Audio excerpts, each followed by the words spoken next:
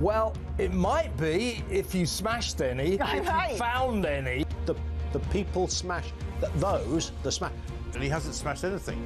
I mean, literally all he does is he smashes records every sort of couple of weeks, where more and more people come in a period of 24 hours. Smash the gangs that are running this vile trade. You're never going to smash the gangs. That's something that basically is impossible. The gangs are like the Hydra.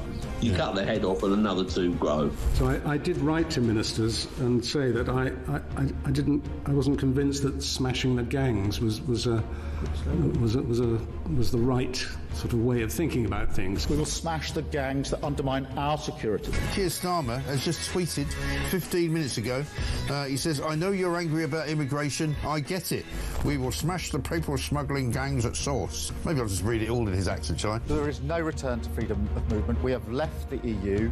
I do not accept that prevents us working with other police units here, with prosecutors here, to smash the gangs. Yeah. Well, sure, the smuggling gangs are absolutely quaking in their boots now. Keir Starmer is on their case. Solving this issue, smashing the gangs, is that the impossible dream, Tom? It really seems beyond him at the minute, I have to say. We're going to get the evil people smugglers and we're going to smash them and we're going to put them in jail. That will solve the migrant crisis. Prime Minister Keir Starmer's promise to smash the gangs has resulted in just 5 convictions. Hurrah for operating small boats. So what he really wants to say is that this policy of smashing the gangs is a total and utter disaster. There isn't a cat in hell's chance that it's going to work. You It's just can't crap. say it. It's crap. That's what he's basically saying. I know you're angry about immigration. I get it.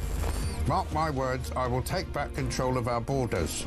That means cutting migration, ending the use of asylum hotels and ramping up our efforts to stop small boat crossings. It's like a parallel universe, the real world, as told by the impressive David Bolt, and Keir Starmer and Rachel Reeves' fantasy world. We will smash the people smuggling gangs at source.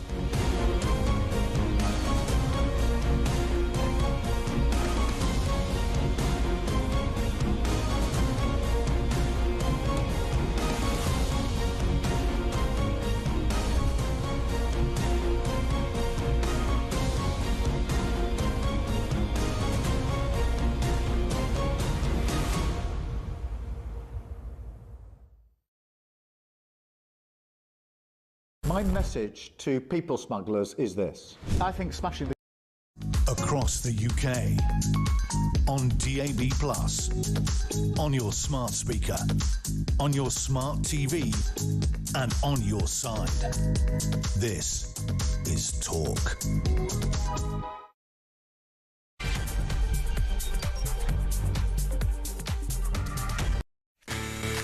Well, hello. It is Petrie here with you for the next 3 hours. And, of course, at midnight, it is the hour-long phone-in, and it is just your voices. So I do want to hear what you think about this. Now, by the time we have this conversation, it'll be Wednesday, right? And that is the day that the first 5 days of the resident, or junior doctors, as they were once known, resident doctors' strike comes to an end for this tranche, for this 5 days. But there are warnings, at least, that we could be looking at strikes until Christmas, at the minimum. They are determined, these doctors, to get another 29% pay increase. Wes Streeting has already said it's not going to happen. The Health Secretary said it's just not going to happen. You are not going, there's no money on the table, there's nothing there. The nurses, of course, having seen that the doctors got 28.5% when Labour first came to power, they've said, well, we're not accepting 3.6%. Why should we? So they're balloting. We should know tomorrow, I think, whether they're going to go ahead with strikes as well. So, yet again, patients who are on the waiting list, or patients that have suddenly become ill now or need some medical care, will not be able to get it. There will be problems, there will be issues. So, and there's already people who've had operations cancelled, they're concerned about having scans read, all of these things. And this is not just striking, I don't know, the tubes striking, right? This is about life or death. Do you think that doctors and nurses should be allowed to strike? The police officers And the army, I think the army definitely can't strike, and I think that the police can't either. But I'm wondering if you think that we should add doctors to that list. Sorry, I'm just going to adjust my microphone. It's making a noise. There we go. That should be okay. I miss the days where there was a standing microphone on the desk when you used to do these things. They were lovely. Right, so that's what I want to talk about, really. And do you support the doctors getting a further 29% pay increase?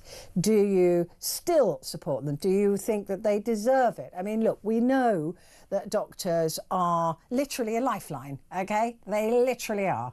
We need them desperately. But read the room. There is no money. We know that there's no money. So what are they going to do? They're just going to put patients' lives at risk at a time when we know there is no money on the table. And nurses, because they're going to look at it and go, well, 3.6, you've got to be joking. If they're going to get another 29, we want another 10, 15, or whatever it is that the nurses want. So we'll be looking at that on at midnight. And I want to hear from you if you're sort of waiting for treatment or you've been sidelined because of this strike. I've got some tests coming up that are fairly substantial tests coming up in September. I fully expect them to be cancelled. Fully expect them to be cancelled. And these are important to my ongoing health. So, you know, I just know that they're going to be cancelled because I'm not an emergency, and I accept that completely. I see that is I'm not a priority, but I don't know. I want to hear from you. I've got some stories about people who've had operations cancelled. They've had all sorts of things put on hold. They're waiting with serious things like brain abscesses and cancer and things like that. So I'd love to hear from you. Have doctors run out of road when it comes to public support? 0344 499 1000. And you can message me as well, put the word talk and then your message to 87222. So that's coming up at midnight. I'd love to hear your views on that and the state of the NHS, where you are and what you're waiting for and what you're relying on. Before that, between 11 and 12, we've got Amy Fisher, the former Director of Comms for the Conservative Party. She'll be here going through the papers for Wednesday. Van Connor, Van the Man, our film critic, will be here with a couple of great films, actually, to talk about. I don't know whether he likes them or not, but I'm certainly a fan of both of the franchises. But and then we're going to be speaking to Victoria Bousis. We've spoken to her before. She's absolutely brilliant. She's a filmmaker, technologist, and AI studio founder. She's got lots of really interesting AI news for us. But before that, the Online Safety Act. Now, I'm one of those people who I know the bare minimum. I know the bare minimum about the internet. My team here, I get exasperated if I lose the page on the screen in front of me. I don't want to be pressing buttons and getting the wrong screen back up, so I just go ugh, in that sort of old lady way, and they have to come in and help me. So I'm really not the person to know anything about this, but I've been reading into it today, and there's a lot of people who are saying that actually this Online Safety Act is not all that the government think that it is, and that actually free and fair internet use for all died in this country last Friday. Many people believe that there is a real problem with this Online Safety Act. I mean, when you just read the sort of, I don't know, just the bare bones of it, I go, oh, that sounds like a pretty good idea to me. That sounds all right, actually, because that is a situation where you don't want children, you know, 9, 10, 11, 12, 13, 14-year-olds stumbling across pornography, etc., etc. But it actually goes deeper than that, and it is way more complicated than I thought. So we need to speak to somebody who does know something about this kind of stuff. And we've got Scott McCready for you, Director of Damn Good Security, a cyber security company. And Scott joins me now. Scott, lovely to see you. Thank you so much for joining me. Very good evening. I probably have as much knowledge of the internet as Keir Starmer, I would say, but at least I've got the sense to know that I haven't got that knowledge, right? When you first look at the bare bones of this Safety Act, it looks all right, okay? It's just kind of like, oh, great, well, if that protects children, then great. Well, what's the issue with it? You're absolutely right. A very, very quick reading of it. Who wouldn't want to protect kids online? Who wouldn't want to protect anybody online that is vulnerable to anything? Problem with it is that it's a quick duct tape fix on a larger problem that has a lot of grey areas to it. It's very similar to most of the government's pushes in the last, in successive and processive governments as well, not just the current one, where they've tried to make backdoors encryption, for example. Yeah, it sounds great, protect people from bad actors or terrorists. Well, actually, we use encryption to protect medical records and bank details. So there's a lot of kind of very, very finesse detail that is overlooked but this is to help protect kids. I always do get concerned when I hear any government say we're going to take away something from you in order to protect you. That has always concerned me hugely, things like privacy, for example. But what is it they're suggesting here? Because I'm not even particularly clear on what they're suggesting. Well, they're not suggesting anything. The act's now law, so companies are now scrambling around. It's on the onus of the companies. Now, these companies can be, for example, pornographic companies, adult content, but it can even be social media companies. They are now worried about getting a fine from Ofcom. So they're putting blocks in place to go, we don't know whether or not you are of an age that can access this material. So to protect ourselves and not get fined, we're just going to stop you viewing it until you give this random third-party company your identification, which can be a passport or a driving license, a lot of PII, and then you can access the content. Well, that sounds great in theory, but in practice, what it means is I can't open my direct messages on Blue Sky, an alternative to Twitter, or formerly known as Twitter, but X. Social media companies, I can't open my own messages in this country because it may contain adult material. That's quite an overstretch. That's quite a worrying, and that's a very, very subset example. We've seen it as well with online forums such as Reddit. Where certain areas of Reddit have been completely locked down. For example, subreddit about cider, the alcoholic beverage. Wow. Obviously, anyone under the age of 18 cannot buy cider, but because it's an adult product or because it's in the adult realm and Reddit don't want to take the risk, well, let's just mark it all as not safe for work or, adults only, which means you have to give over ID to read up on the latest cider news. It's grown arms and legs and become well out of proportion. I'm literally speechless about this because that doesn't sound anything but closing down a free and open internet. Correct. And it's even worse than that. There is discussions at the moment as whether or not Wikipedia, an online encyclopedia, should close sections of it and reduce the amount of content it can deliver to people. Now, I totally understand the theory of let's protect kids and let's keep them away from harmful content online. But when we're talking about Wikipedia, the world's largest encyclopedia of knowledge, being restricted to anybody, that's quite worrying. And the irony is, certainly I didn't grow up with encyclopedias in my house, but I had friends that had encyclopedias in their house. They weren't restricted from reading them. We're in a position where the general public, not just kids, the general public are going to be withheld from information such as Wikipedia, such as r/cider, such as, how to brew your own beer at home, whatever it may be. That is incredibly worrying, just under the guise of let's protect kids online from seeing pornography. That is a massive duct tape quick fix. And there's these third parties. I wouldn't be confident handing over my identity to some random third-party company just so that I could open TikTok. Correct. So this is the thing. The Online Safety Act came at the exact same time where a major data breach occurred for a US-based app to rate boyfriends, effectively, to rate any. It was to keep women safe. The idea behind the app was quite a good one, but all its information has been leaked.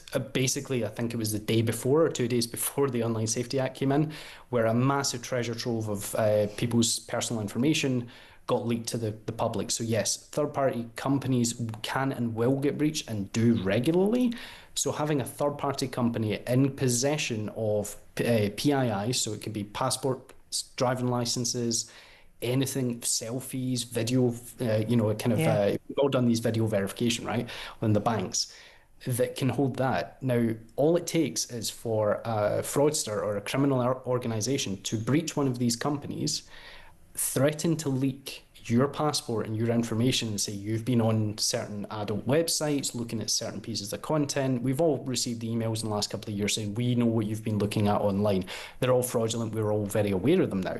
Now with this additional step of here is your passport photo beside your searches, and they may or may not be your searches, they may be completely innocent, but it doesn't matter. That's still a piece of privacy that is yours, that should be yours and yours alone. So yes, I fear a third-party company holding on to my information, especially with anything related to so-called adult content. I don't want people to know what brewery recipes I've been looking up to brew my own beer. No. And actually we have the right to privacy providing we're not breaking the law, right? I mean, that is well, I mean, we have the right to it, we don't have it, but we have the right to it. Scott, what could they have done? I mean, are we in a position really that the genie's out of the bottle, and that it actually is down to parents to police their children, or it's they've got to take this responsibility, that actually we're paying too high a price, in a sense, with giving up our right to information and our right to browse for something that really isn't going to protect the children anyway? I do believe there's a lot of responsibility on parents, but having worked with parents, and this isn't like, I am a parent myself, having worked with parents that don't, they don't work in cybersecurity, they don't work in technical fields, there's a lot that I don't know about, for example, sports or other issues. They just don't have the time to go away and learn all the technicalities behind like what we can do and how we can safeguard our home network and keep my kids safe, keep us safe as a family, keep our friends and family safe. They don't have time to look all this up, but I do believe it falls into the parents' remit to look after the kids and safeguard them. However, the government could have done it, could have gone a different way, and they did go a different way a few years ago, where they introduced the ISP nanny, so the internet service provider nanny. Effectively, any internet service provider, you had to phone them up and say, "Hi, I would like to access adult content from my network."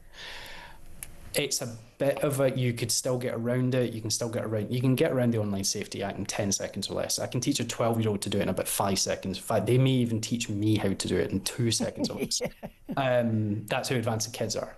But the problem with it is, it's a household-wide block on adult content. So if there was 2 adults in the house and 2 children, the 2 adults going, I want to be able to access gambling. I want to be able to put on a lottery ticket once a week, and I want to be able to look up my brewery recipes and order alcohol. So I would like the adult content block lifted. It would then also be lifted for the children. So it into device level filtering now. We all carry about these devices. All the kids have them as well, phones and tablets and laptops. There are parental controls on these devices that are very, very, very adequate and very, very useful, and they work. They block adult content, gambling, pornography, drugs, all your usual stuff, without this whole, by the way, we've blocked all that stuff, but we've also stopped you reading up on Wikipedia. These things, making it mandatory that it would be a ridiculous law, but it would be a step in the right direction to go, if you have a kid, your child must have parental controls on their device. That's a bit of an overstep for the government, in my view, but it's less of an overstep than them blocking my own internet traffic. I mean, as usual, Scott, with these things, bad actors, as you've just alluded to, can find a way around this easily using these. Is it VPN? Is that what I read?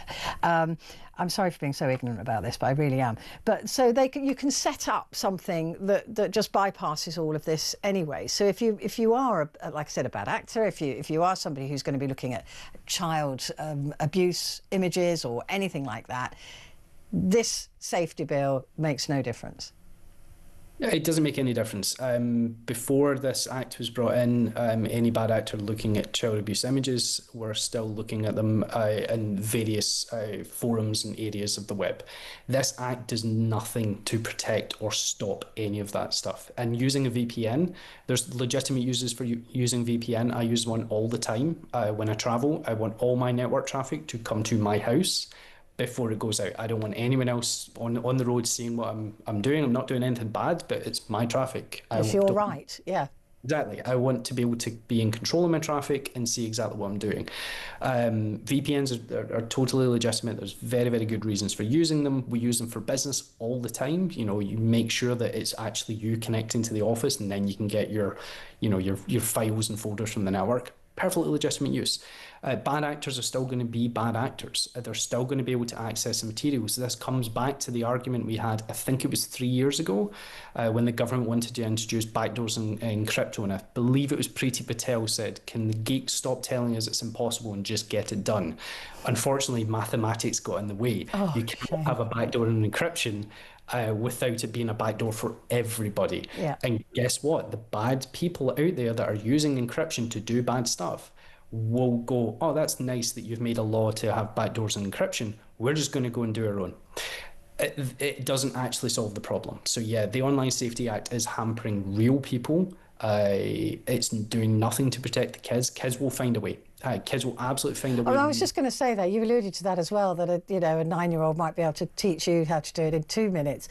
But I mean, are they really that advanced in terms of technology?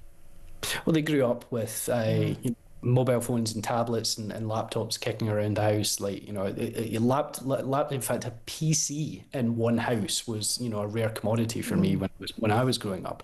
And now it's just the done thing is everybody has 1 or 2 laptops and a phone, and maybe they have an old phone lying about and a tablet.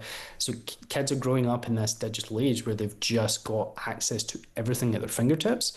So yeah, they'll find a way around, and if they don't, they'll find a YouTube video or a TikTok video, a video somewhere that says this is what you do. That's the worrying thing, is if a bad actor puts out a video saying here's how you get round it, and maybe they do provide a VPN to get round the Online Safety Act, but they're capturing everything that kid's doing, or maybe everything that family's doing, or maybe everything that individual's doing. It doesn't even need to be a kid, because they watched a YouTube video and pressed a few buttons and they're like, oh cool, I can access my beer subscription all of a sudden. All of a sudden, you've got someone there with your personal data that is going to try and blackmail you.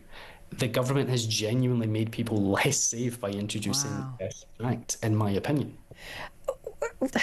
Have they spoken to anybody like you before they come up with these laws? Because you've just completely convinced me that this is the most horrible thing that potentially, in terms of our freedoms and our privacies and our safety, that they could have done. Well, when we mentioned the backdoors and encryption argument, and Petrie Patel said, you geeks need to shut up and just do as you're told. We've been moaning about all this stuff for a long time, and we do look like the geeks in the back of the room that are moaning, or tinfoil hat wearing conspiracy theorists. And I believe it was one of the cabinet today, the technology minister, actually came out and said, you know, if you're against this, then you're on the side of the predators. And that's what they always say, isn't it? It's quite a common throwaway, which is basically, if you're not with us, you're against us. Yeah. And you're with, I think he made a really, really horrendous comment as well. But the bottom line is that we've been shouting about this stuff for ages. And the problem is not convincing each other and not convincing the government. It's convincing the general public that what we have to say actually matters. So, for example, who wouldn't want to keep kids safe? And you guys just want access to your adult content.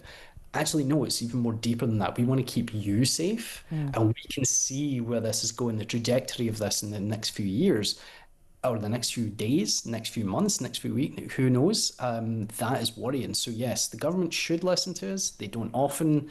We do shout and scream about it a lot, but whether or not they repeal it, I don't know. I know certainly all my professional colleagues have all simultaneously at the exact same time emailed their MP the minute it went live.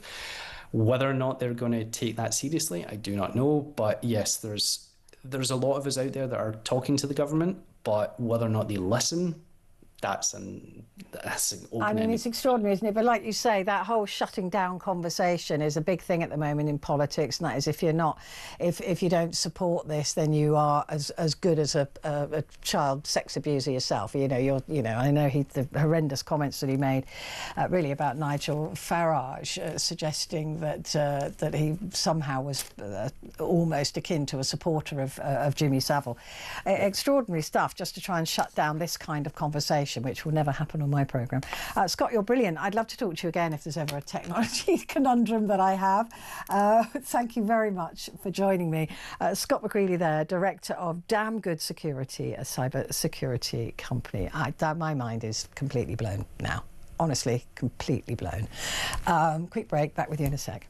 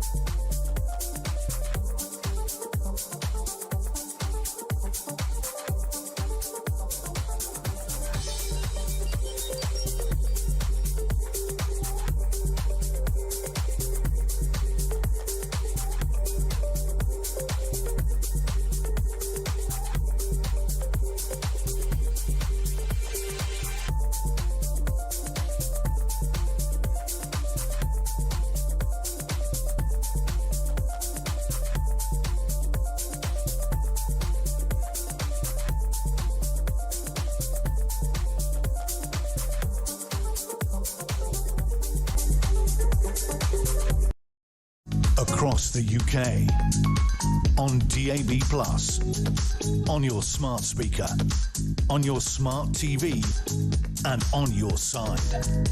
This is Talk. Yeah, this is Talk, and it is Petrie here with you, and it is also competition time. Coldplay.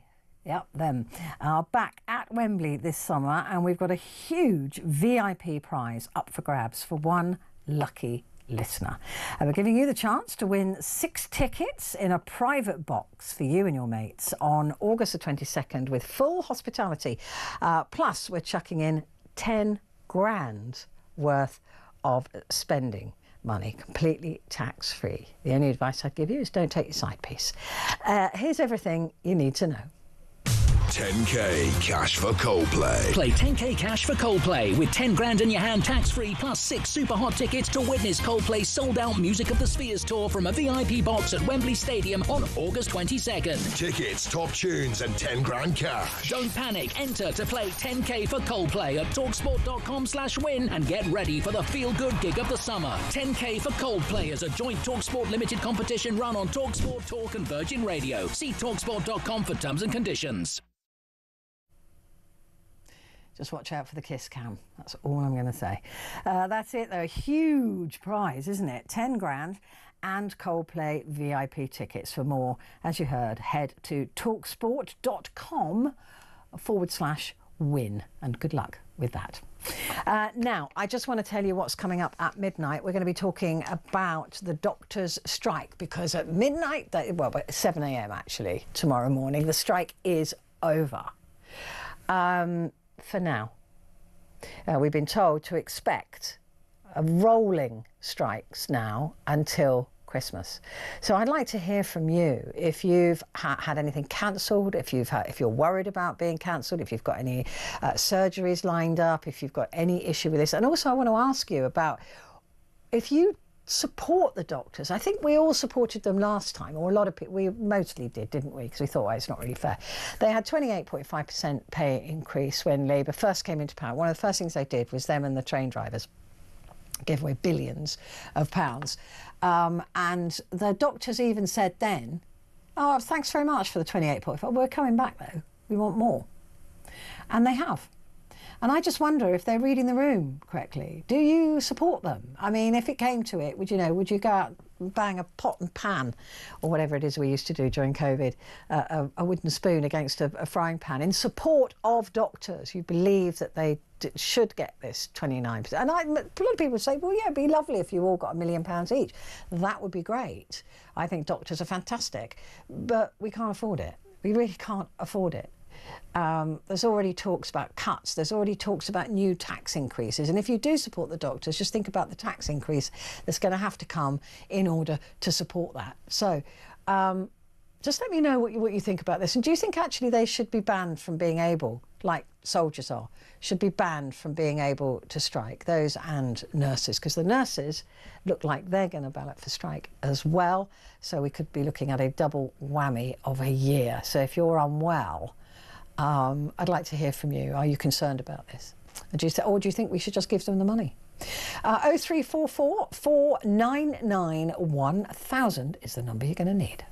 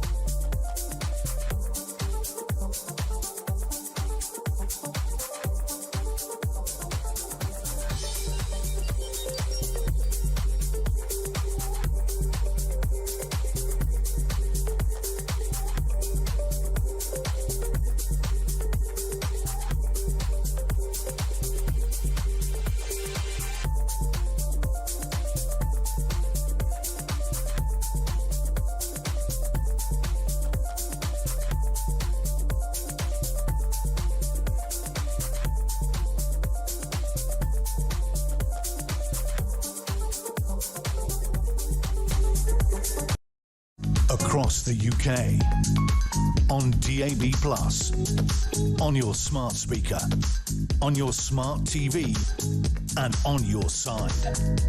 This is Talk. Hello there. This is Talk, and it's Petrie here with you. Just a reminder of what's coming up, and before the top of the hour we're going to be speaking to Van the Man, our film critic. He's got a couple of good movies that he's going to talk to us about, tell us what he thinks about them.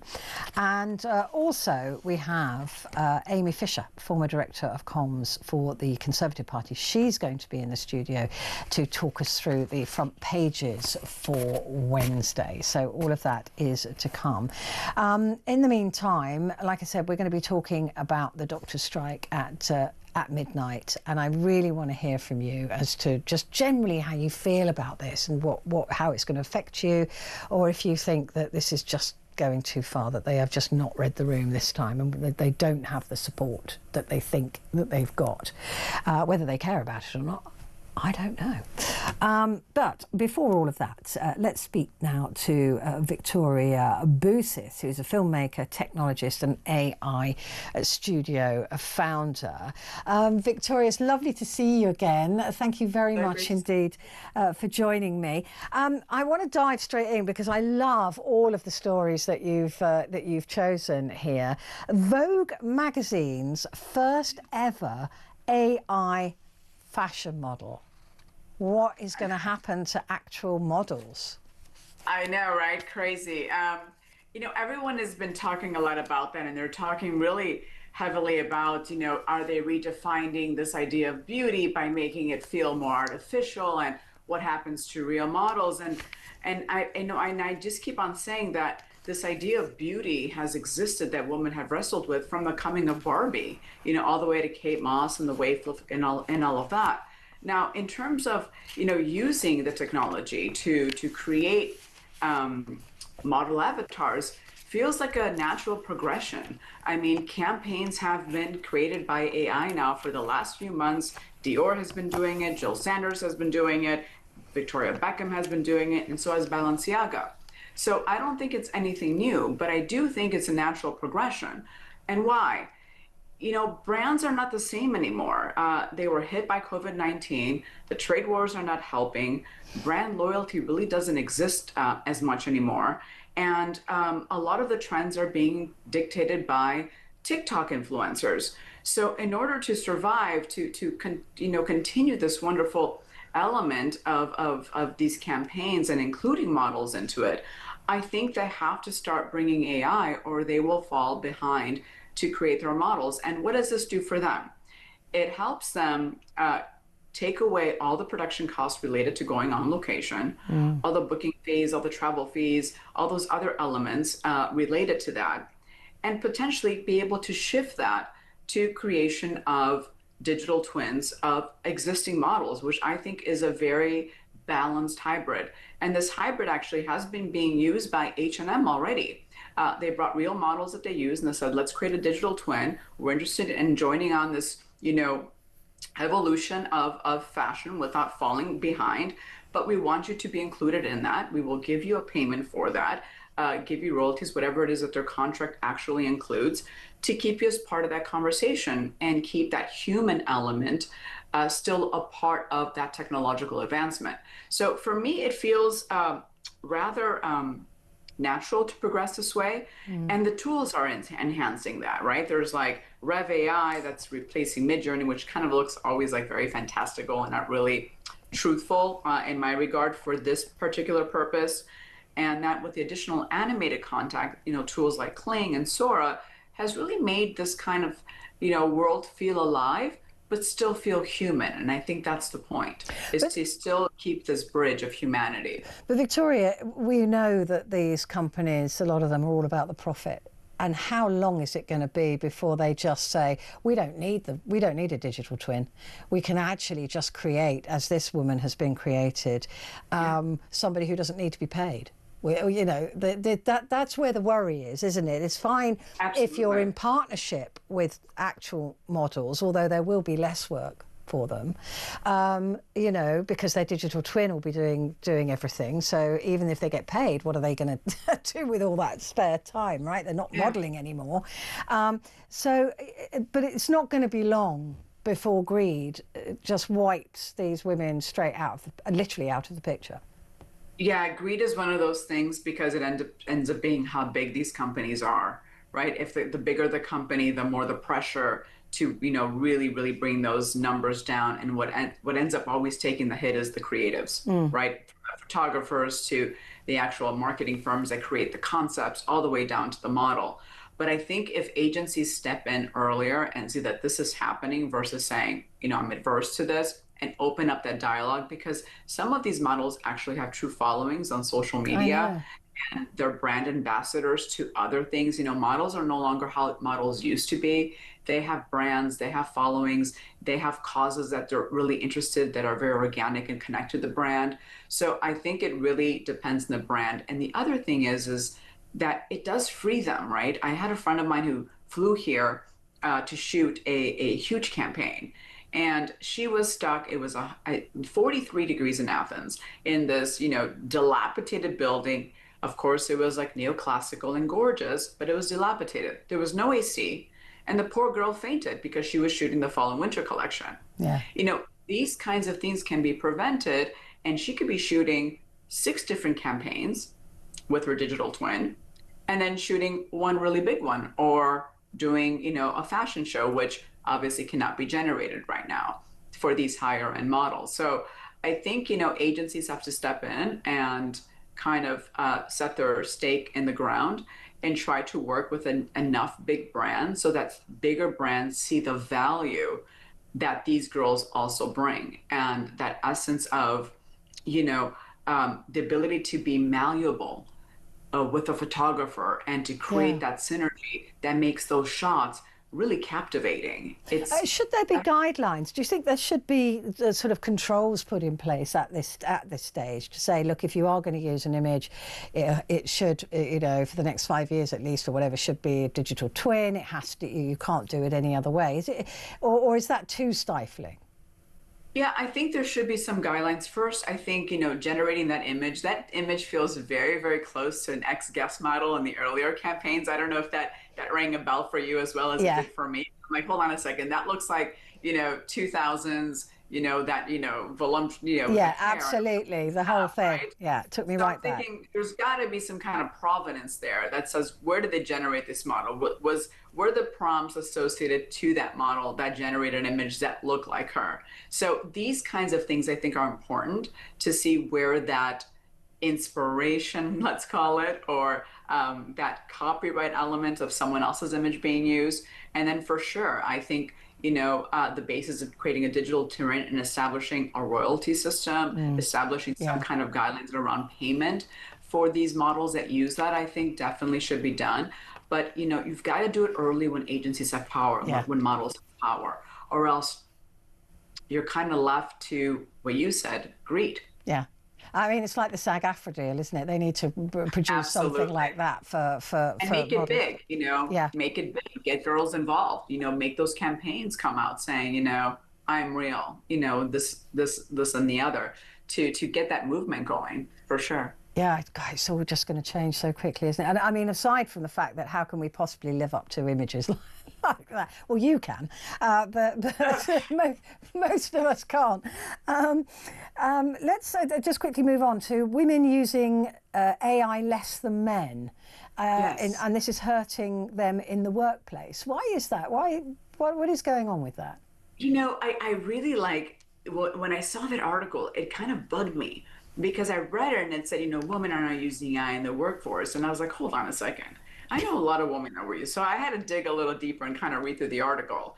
And basically, it's not saying that women don't have the aptitude or the capabilities to do AI. Most women do. And I'm an example of one of those women amongst many, many others. What they're saying is that there's a systemic issue amongst big corporations that have somehow believed or created this kind of stigma towards women using AI, saying that that's very risky for women to be using AI, and maybe they're cheating using AI, whereas men somehow are perceived as being innovative when they're using AI and up to the trends.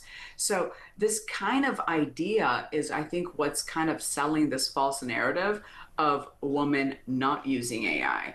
So I think, the proper way of doing it is these companies need to kind of reshape that narrative and change the culture of their companies and say, no, we are inviting women and men. Here are some training classes, and we invite you to use AI and maybe teach us how can we use AI better, because at the end of the day, that man or that woman that is in that division, whether it's healthcare, whether it's teaching, whether it's administrative work, they're the best ones to tell them how to use AI better. So I think it could be a win-win for companies, to encourage that versus then having these false narratives fly around a company. And I was really impressed by the Prime Minister of Canada on this, because I think he really made a conscientious effort to dispel this narrative by saying, you know what, for my chief of technology and digital transformation, that will be a woman. So maybe it's women that have to step up in these leadership roles to protect other women so that these narratives are not coming from leadership down and creating this, but really empowering women to speak on behalf of other women in the workforce. Yeah, no, I absolutely couldn't agree with that more. And this is my favourite story, I have to say. An AI agent has gone rogue. Tell us this story. This is absolutely brilliant, or terrifying, whichever way you want to look at it.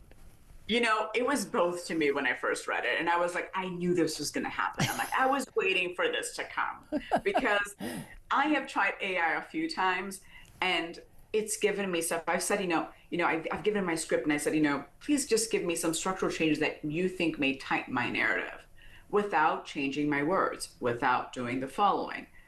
Of course, it went in and it did its own thing. Didn't even listen to me, revised my script, and I'm like, this is not what I asked you for. Oh, I'm so sorry. Let me try again. Of course, it was another failed attempt. So I'm thinking, is the prompt not right, or is the system, quite frankly, silly? So when I saw this article, I said, this is exactly the issue. Because AI agents, when you're empowering these AI agents, and it's very new, right? There hasn't been a beta about it, to say this is a beta format of our AI. I think we've got some rogue tech of our own going on here, actually. Oh no, AI is taking over. AI is taking over. Talk UK. So this basically, but these things just delete things now and then lie. Yeah, so he added prompts saying, please do not delete. You cannot use the master database of all of our people, all of the information. Please, if you want to change anything, you have to ask for permission. It completely disregarded any of that, deleted the file. And the crazy thing is that I'm like, who programmed this thing to lie, right? And how did it lie? It made false additions to the database, made up names, made up contact information, made up all the stuff. And I'm thinking to myself, yeah, it had the intelligence to say, uh-oh, I'm busted. I need to fill something in there. That's too human for my liking. It is a bit human, right? That does happen, exactly. So I think, I think companies, please wait till V2 are out, V3s are out before you start trusting these things with your credit cards, with your, IDs, with all your personal stuff. Ask them the simple questions, make an itinerary for my next holiday trip. Yeah. You don't have to include all the other stuff, And the companies need to be a part of that. They need to release that beta version. They need to give people some tutorial videos, of what they can and can't say, how to do it appropriately, and have restorative methods. Because, these articles are not good for these companies when it's like this. And imagine if that was paramount. Oh, that is a bit too human, isn't it? Putting in, going, no, it wasn't me. Look the other way. Victoria, thank you. Lovely to talk to you. Let's speak again soon. Victoria Booth is there, a filmmaker, technologist, and AI studio founder. Coming up, we're talking movies.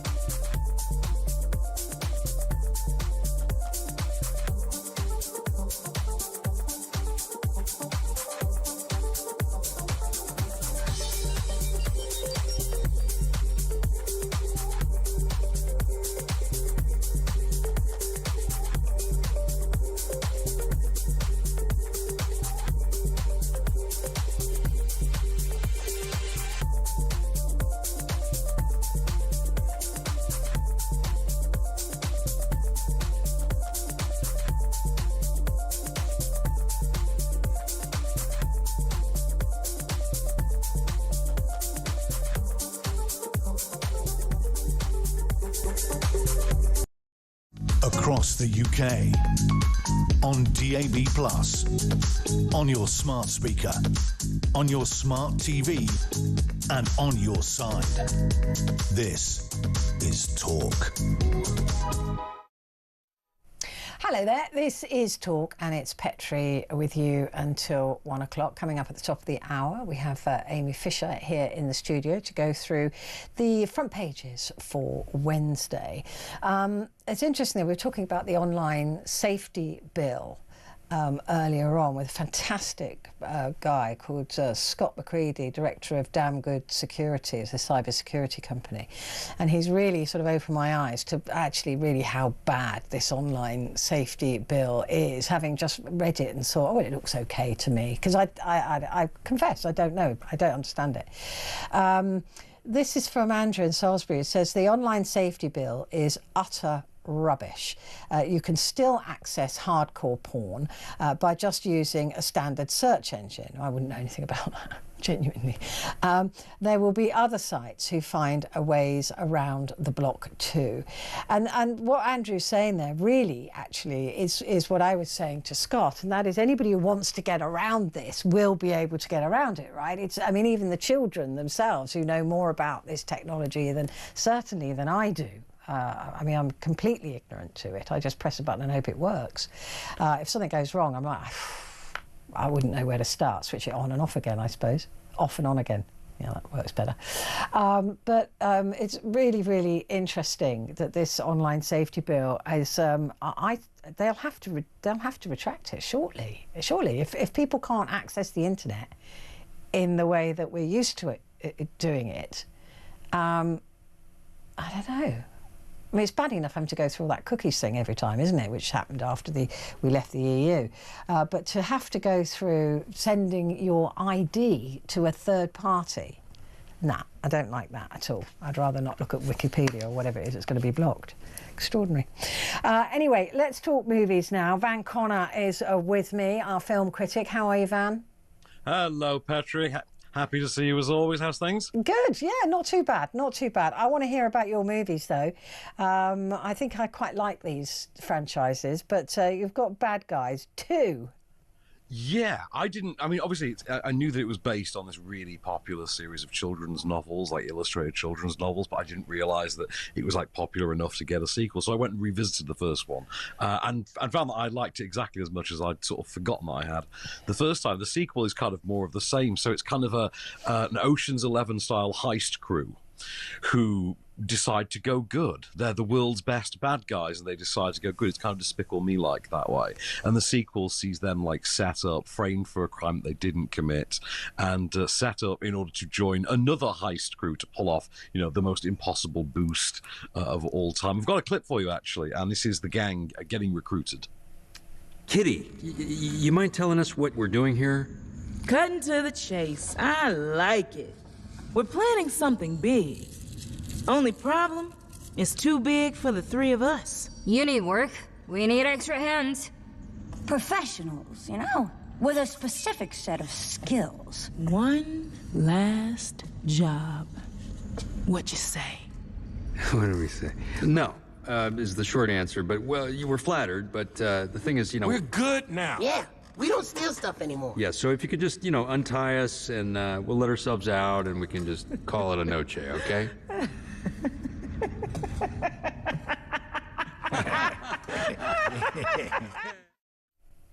Yeah, that looks good. It's good fun. It's definitely good fun, and say very much in the vein of the first one. It's I think a better sequel for what it's trying to do than, for instance, Despicable Me 2 was. I really like the cast for this.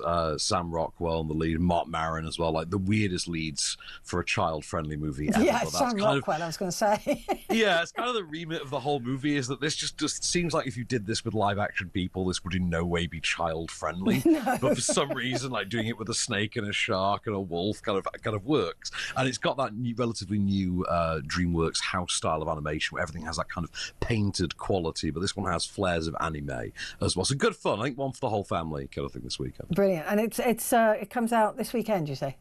That is actually in cinemas now. It's in there now. Okay. What about the Fantastic Four First Steps? Yes, so Pretty this cool, is the presumably. third, I think, cinematically released, but fourth actual live-action attempt to bring the Fantastic Four to cinema screens.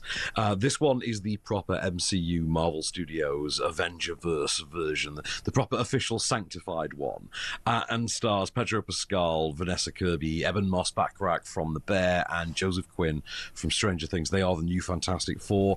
They're kind of just set up when the story begins. They are the scientists who went into space, had an accident, came back with powers, and they now protect, the human race from threats, both foreign and domestic and international and intergalactic.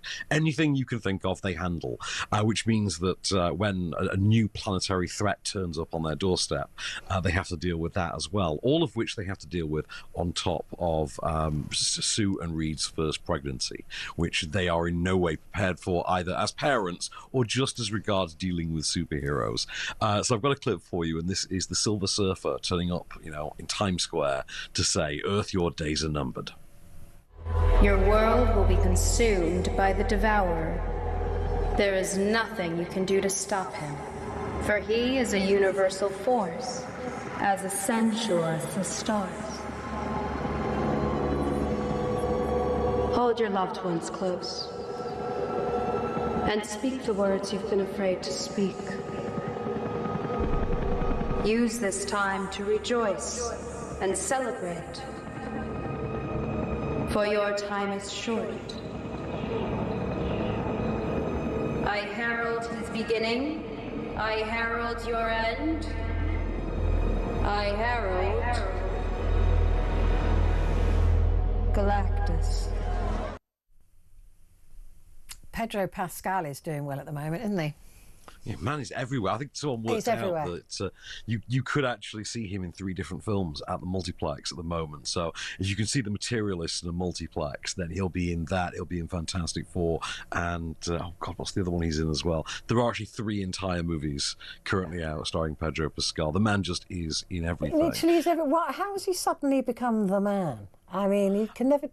I mean, he's fantastic. He is literally fantastic in this film. But I mean, he's brilliant. I loved him in The Last of Us. I thought he was fantastic in that, and he's a great actor. But it just seems like Hollywood sometimes just latches on, doesn't it, and just goes, right, him. We'll have him. They do this whole "let's make this guy a thing" thing every few years. Usually it goes belly up. I remember when they tried to make Gabriel Marx a thing, or when they tried to make Taylor Kitsch a thing. And every now and again, though, they actually do manage to make one stick. And usually when they do, it's someone actually worth, the exposure. So Pedro Pascal does seem to be that. And to be fair, the film is a pretty good vehicle for him. Weirdly, he's the weakest link out of it, and even he's still very good. It leans into the '60s Jetsons kind of aesthetic. Quite a lot. It plays like live-action Incredibles at times, but really good fun. I thought was really sweet, and it has a very sort of candified, kind of cookie-cutter positivity kind of a tone to it, which I thought really worked for the whole '60s retro chic aesthetic they've got going. I think you'll like this just for the aesthetic, the look, and the fashion of it. I think, Patrick. And that's again in cinemas at the moment, is it? That is in cinemas now, yeah. Yeah, brilliant. Just very quickly, because we're running out of time. Oh, God, they're all great stories. Meet the Parents 4 has got a new name. Yes, Meet the Parents 4 is coming. This is the one that's going to star Skylar Gisondo, Jimmy Olsen from the Superman movie, as the now adult son of Ben Stiller and Terry Polo. He's the one getting married this time to Ariana Grande in a movie that we now know is going to be titled Focker-in-Law, because of the name of the characters being, I think Ben Stiller is Greg Focker, isn't he? He's Gaylord Greg Focker, I think is his name. And I just hope nobody's heard that wrong. We'll do it once more for good luck. You can look forward to seeing Focker-in-Law. Yeah, I'm glad. I'm leaving you to say it. In cinemas next November, I believe. Brilliant. Van, thank you so much. Brilliant to talk to you. There's a donkey movie coming out as well from Shrek, which I'm really excited about. Van Connor, thank you very much indeed, our film critic. Right, stay where you are, because coming up we have Amy Fisher in the studio, and she's going to be going through the front pages for Wednesday.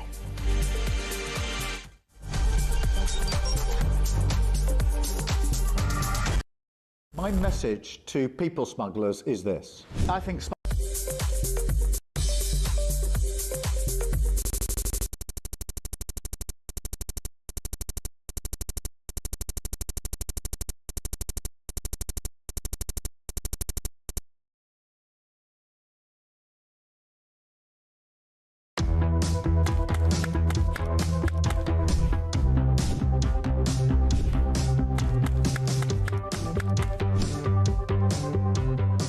is it transphobic to say only women have a cervix?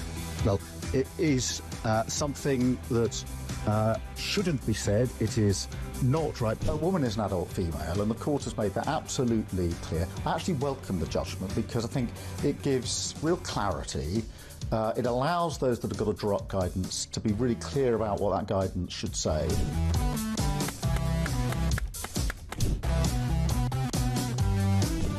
If you want to fight for Remain, vote Labour. Now, there are some who say we don't need Brexit to work. We need to reverse it. I couldn't disagree more.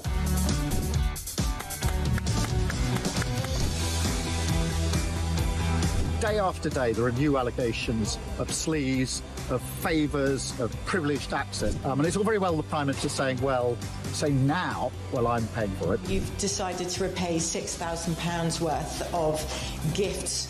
Lord Ali is facing an investigation. I wonder how concerned you are that your biggest donor was not fully transparent. Are you saying you made a mistake? It was right for me to make those repayments. Thank you.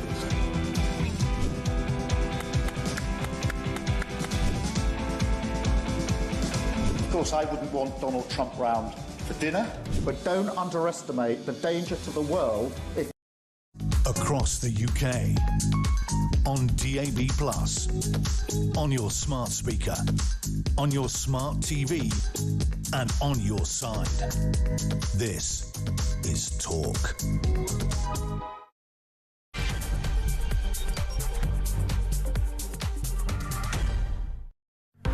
Hello there, this is Talk and it is Petrie here, and with me, I'm thrilled to say, is Amy Fisher. She's a former Director of Communications for the Conservative Party. It's lovely to see you. Hello, nice to see you. Before we get into the papers, the doctor's strike, by Wednesday morning it will be, the first 5 days will be over. Already that will have created a huge backlog. People will be displaced, they'll be having things cancelled, other things going on. But this is just the beginning, we've been told, by the Doctors' Union, and they're suggesting that this will be happening on a rolling basis, coming up to at least until Christmas. The nurses now are going to ballot for strike action together. They're likely on Wednesday to reject the 3.6% pay offer that they have been made, and they're going to then ballot to come out on strike.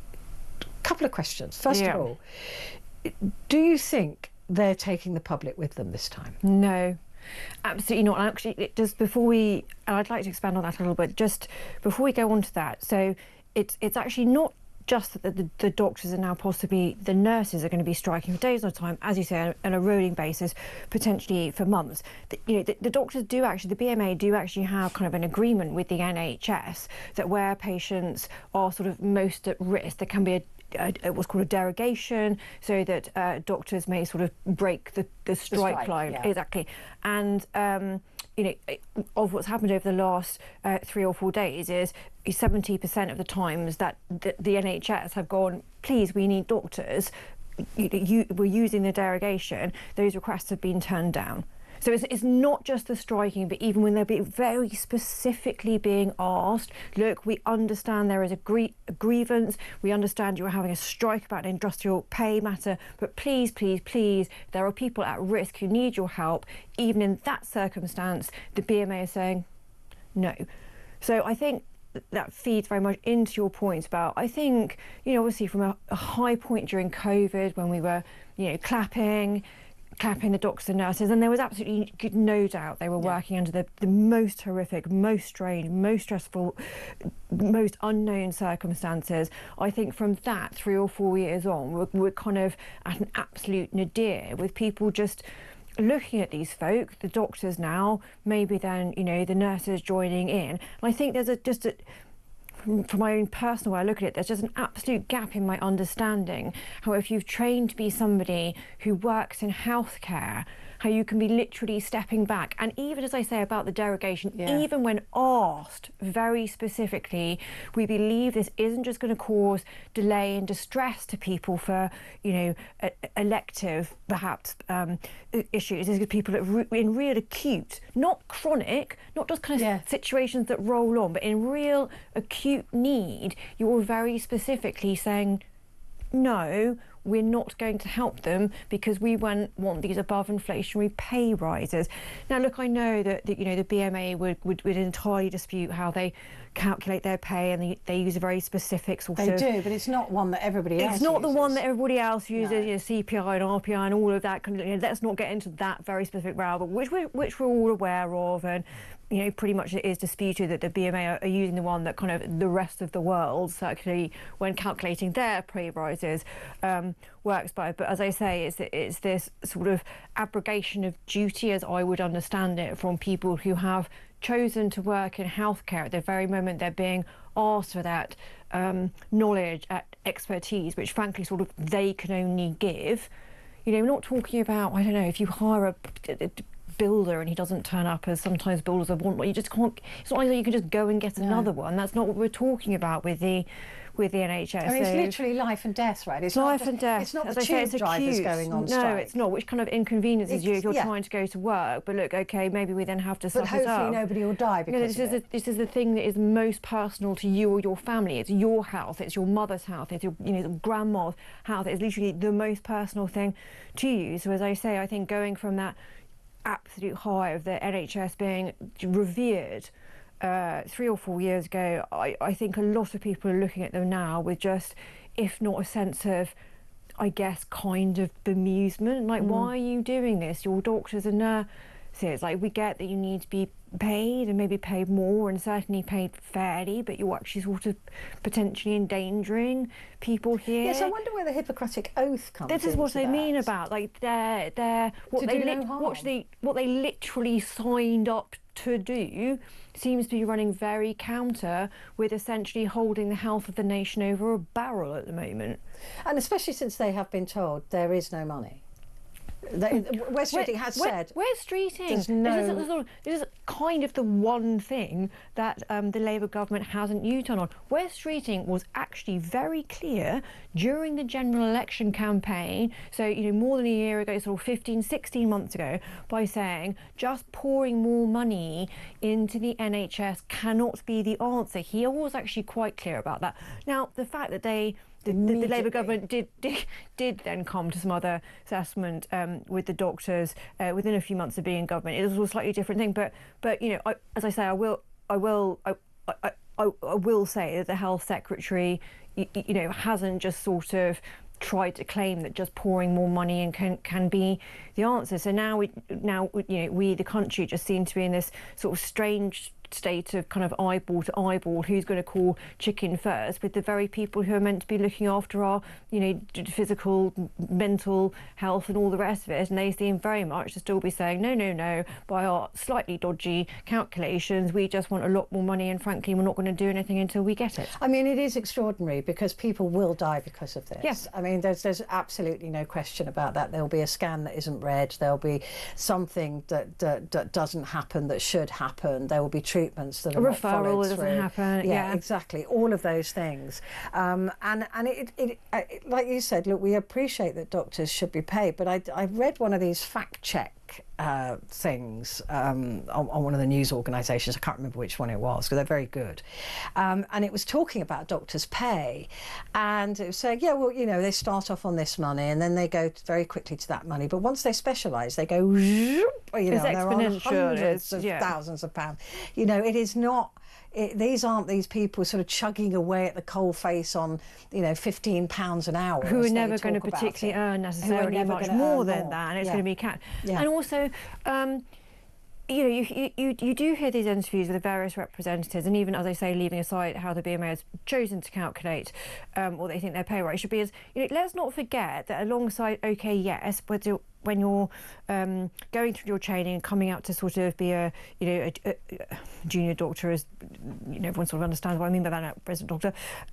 Yes, you do accumulate a lot of debt, but let's not also overlook the fact that there has been an awful lot of investment by the taxpayer. I was just going to say that. In your cost £300,000 in your trainer. education, so Yeah. it's not been all one-sided. You as the student doctor, quite literally, I mean, in an academic setting, like sort of hemorrhaging money. Like there is an enormous amount flowing down the other side. So that I think the sort of lack of recognition that actually you have been invested in for a number of years, alongside, as you say, the fact that yes, it might be quite tough when you're starting out right at the bottom, which, by the way, it is in most professions, but unlike in other professions, actually in the medical profession, you suddenly can quite quickly go, Yes, you're still training, right? up and to the right, right, which is anybody on any pay graph wants to see. So I think all of these things meshed in together means that no, I just don't think there is a lot of public.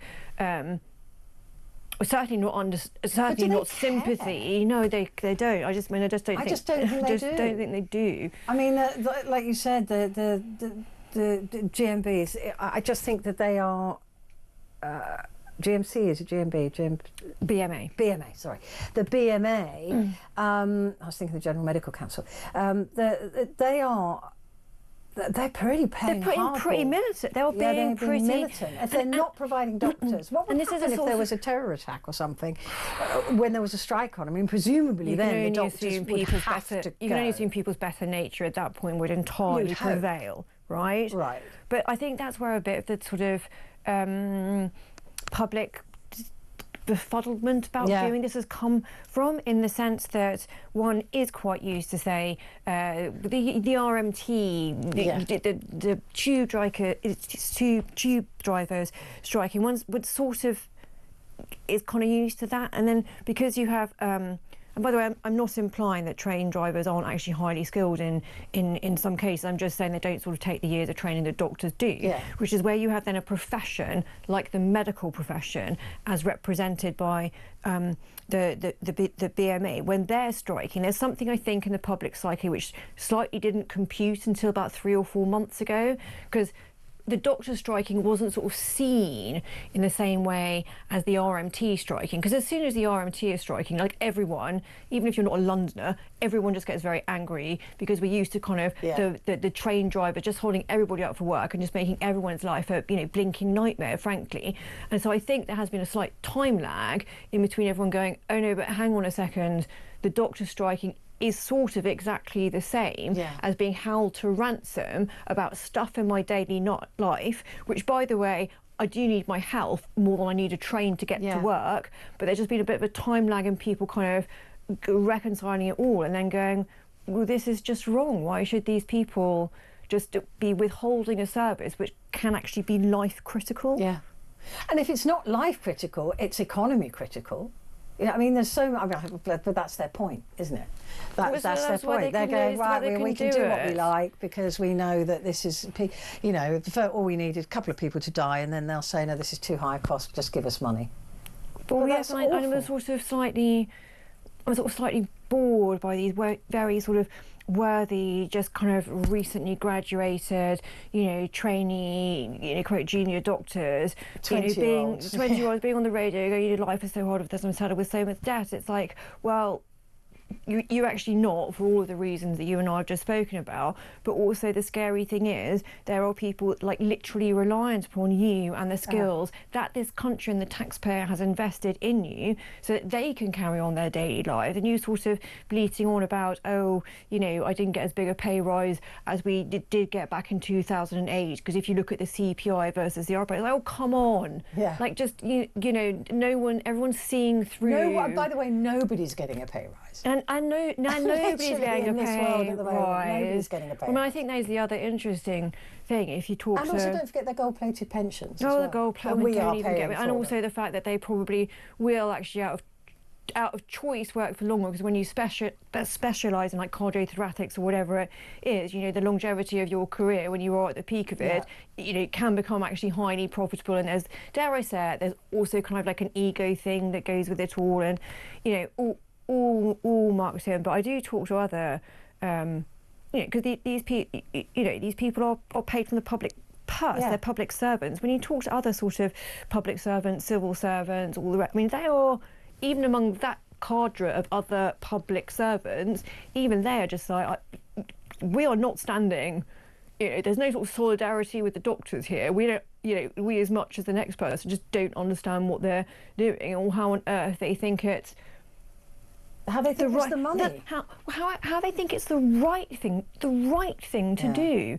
And I'm not sort of channeling some kind of 19th century sort of Gladstonian biblical morality tale there. I'm just saying, sort of, as people who have gone into a profession that is based on the Hippocratic Oath, do no harm, help people. But I mean, broadly, is the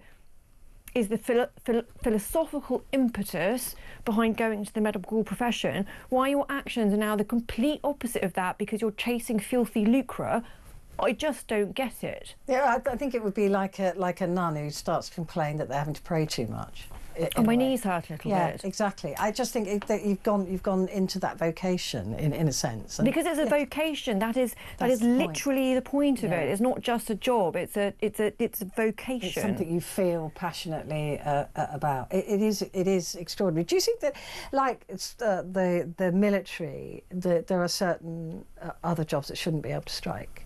That doctors and nurses should not be able to strike. There has to be another way of them expressing and settling yes, there. And yes, I think you mentioned, the military is there. Can the police strike it?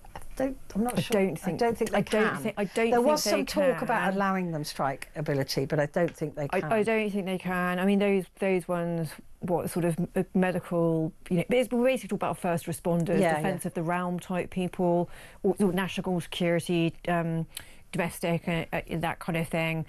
So it's prison officers, police and armed forces that can't go on strike. I mean, I would add to that, because they're looking at dragging in the paramedics now as well into the strikes, and ambulance drivers as well. I would say that whole group should not be allowed to. I agree, but I read some sort of awful joke where somebody sort of said, oh, well, even if the, paramedical people, ambulance or sort of whatnot dragged into it, we probably wouldn't notice a difference in waiting times. I mean, that's also the sort of where we slightly are, that,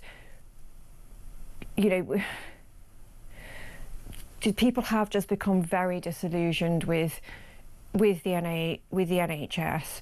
And then even if you are facing, enormous waiting times, whether it be for sort of cancer treatment or if you're somebody who's phoned for an ambulance and you have to sort of wait 10 hours. And frankly, we are all too familiar with those kind of stories where, wait for 10 hours, grandmother turned up with a broken hip and is kind of left in a hospital corridor for 7 hours. It feels almost deliberate to destroy this, to break it up and sell it off. Kick the anthill until it finally falls over, and then you're just left with a bunch of rubble that would be too expensive to try and rebuild anyway. Exactly. That's what it feels like. I don't know whether that's a step too far, but everybody's been so ineffectual and in trying to sort this out, and there's got to be an easier way. There's got to be a better way. There's got to be. But I've got a message here I just want to read to you. Absolutely love Amy. There you go. Amy and Claire Muldoon are my favourite guests. Would love to have a paper review with the three of you. It would be fun to watch, but also amazing conversation. Any possibility? Everything's a possibility for you, Rachel. We'll certainly see if we can do that for you. So that's nice to know, isn't it? Absolutely lovely. Thank you, Rachel. Right, let's have a quick look at the New York Times, as we always look at an American paper. Where do we go? Gosh. Trump acknowledges real starvation in Gaza. That's more than some people I know are doing, apparently. Saying it's all propaganda.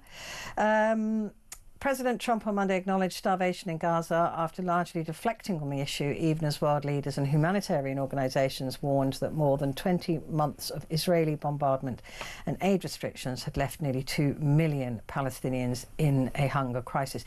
And I mean, with this stage now, Amy, you can both support Israel and acknowledge that these people are dying. I don't know what, but you even mention this. People, oh, it's propaganda. It's not true. Yeah. But look, it patently is true, right? These children and others are dying of starvation. I've got 100 and odd charities joined together, 100+ charities. Oh, and the charity workers themselves are fainting. Yeah, because exactly. They're not getting enough. Having one food. meal a day because they're trying to Exactly. sort of give whatever there is that is available out to.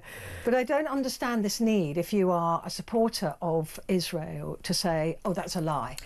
I think both things can be true at the same time. I completely agree with you that you know. So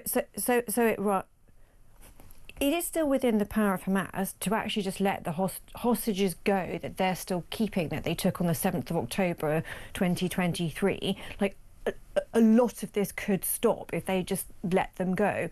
When I say that, that is absolutely, to your point, that is not the same as saying it's okay for what appears to be the case, that the Israeli Defence Forces are stopping an awful lot of trucks of aid getting through to a lot of people who are literally dying in real time. And when I say real time, anybody who's picked up a paper or, you know, looked at social media or any kind of media, you know, in the last kind of 10 days, week, has seen the photos of the emaciated children, you know, barely able to stand, joints swollen beyond. Oh, apparently that's propaganda, according to some people. Well, apparently it is. Well, in fact, there was some odd messages even coming from the Israeli government actually today in response to what Keir Starmer has said about, well, look, actually Britain will just declare for a two-state by September if you guys aren't going to sort this out. And there was some lines that came out from Israel saying, well, that's because all of you, the Western media, have believed in these photos of the dying children, which is just nonsense, because for a start, the idea that anybody has the wherewithal, well, in this case, Israel will be claiming Hamas, that Hamas has the wherewithal to somehow trick the whole of the world's media into some conspiracy that every photo we're getting of dying and emaciated people just look is at the somehow blooming made logic. up. Look at the logic. Look at the state of Gaza. Not a building standing. Not a shop where somebody can go and buy a nappy. Not a coffee shop. Not a cafe. Not a supermarket. What do you think is happening? I mean, literally, look at the logic of it. It is destroyed. I entirely agree with it, but I think the concern is that where people rightly are so aghast and saddened by people now literally in a state of genocidal famine. They are words that other, you know, global agencies have used. That's not my interpretation. A state of sort of globicidal famine, that some people are then very worried this will somehow give Hamas a sort of get out of free card, that somehow people will become so concerned to solve this famine in front of us that people will sort of be so trying to solve the immediacy of that Hamas won't still be held to account in terms of it absolutely does need to be forced to set down its weapons. It is a terrorist prescribed organisation, and that's absolutely. I have no sympathy for Hamas. This is what you're saying, though. You can hold those two things in your mind at once. That absolutely, yes, 2 million people somewhat being starved to death absolutely should not be happening, and that isn't the same thing as just going, oh, but gosh, in order to solve this horrible thing over here, we just have to let these ghastly terrorist folk over here off the hook. And it's that trying to hold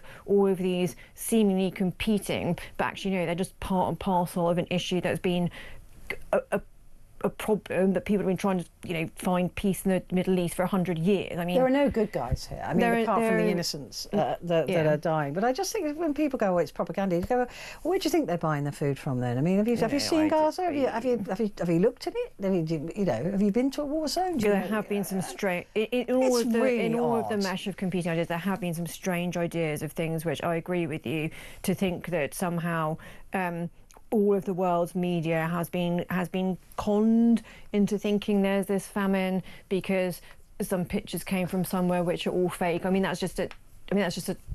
I mean, look, I'm sure that the first casualty of war is the truth, but when you look at a child, even if they do have some genetic disease, they are clearly needing medical care and food, and they're not getting it. So whether whether that's because of starvation or not, they're not. Any of the statements that any agencies are putting out, like on any level, if you look at sort of nutrition or glucose or protein, or frankly what people are secreting and what's in there, if you by any scale, any agency is saying this is a bunch of people who are not having it, who are not getting enough food and nutrition. And people saying, "Oh, look at that chubby mother. Give your child some of your food." And you go, "Well, for a start, babies need milk, and if the mother's not eating properly, she isn't producing milk, and therefore can't feed the baby. They can't sit down to a steak and chips." Yes, and also ironically, if we remember all of those horrific photos from the 1980s, Ethiopian famine, it's always the children first. You can also actually become quite swollen when you're starving, because that can, being starving does strange things to water retention and all the rest of it. It's just because you're not literally hollowed cheekbones and all the rest of it. That's a very simplistic way of trying to judge. Well, it's ignorance, stupidity, and nastiness nourished to a sufficient degree. I'm so annoyed by stupid people. Anyway, we're going to take a quick break. Back in a sec.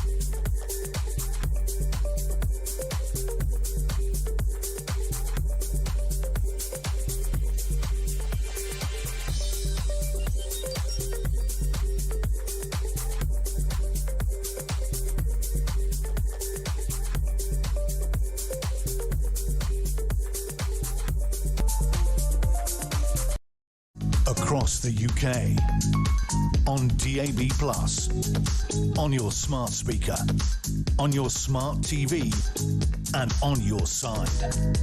This is Talk.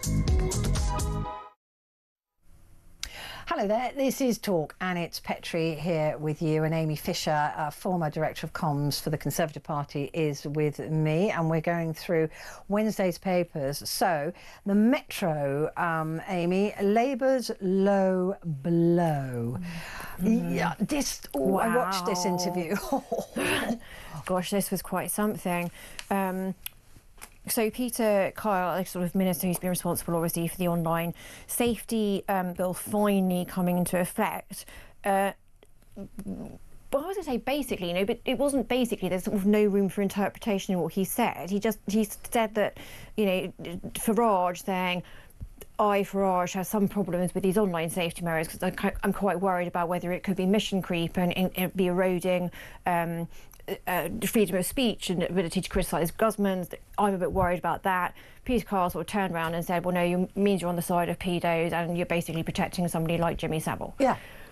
Extraordinary. And he didn't row. And even Wilfred was like, are you going to stand by that? Yeah, it was extraordinary. And it was a good interview. When the interviewer then said to the minister, he sort of said, did you, because there was an absolute moment that Peter Carr, the minister, could have said, no, I'm not saying Nigel Farage is a paedophile supporter. I'm just saying we felt these measures for online safety. There was an absolute moment we could have done that quite pivot. But he doubled down. And he just absolutely didn't. So now we've had this most extraordinary row, which for me has been somewhat fascinating, even behind the sort of war of words, somewhat fascinating, as it just sort of showed quite how slick reforms a social media kind of operation was. I mean, Farage sort of went straight back to the kind of, media room studio they have in Reform headquarters, did a clip about you know, how sort of outraged he was by this. No, of course, I'm not a paedophile supporter. And which, by the way, I don't think Farage is a paedophile supporter. And I think he had actually some very good points to make on Clearly, the for the record, I'd like to make that clear from my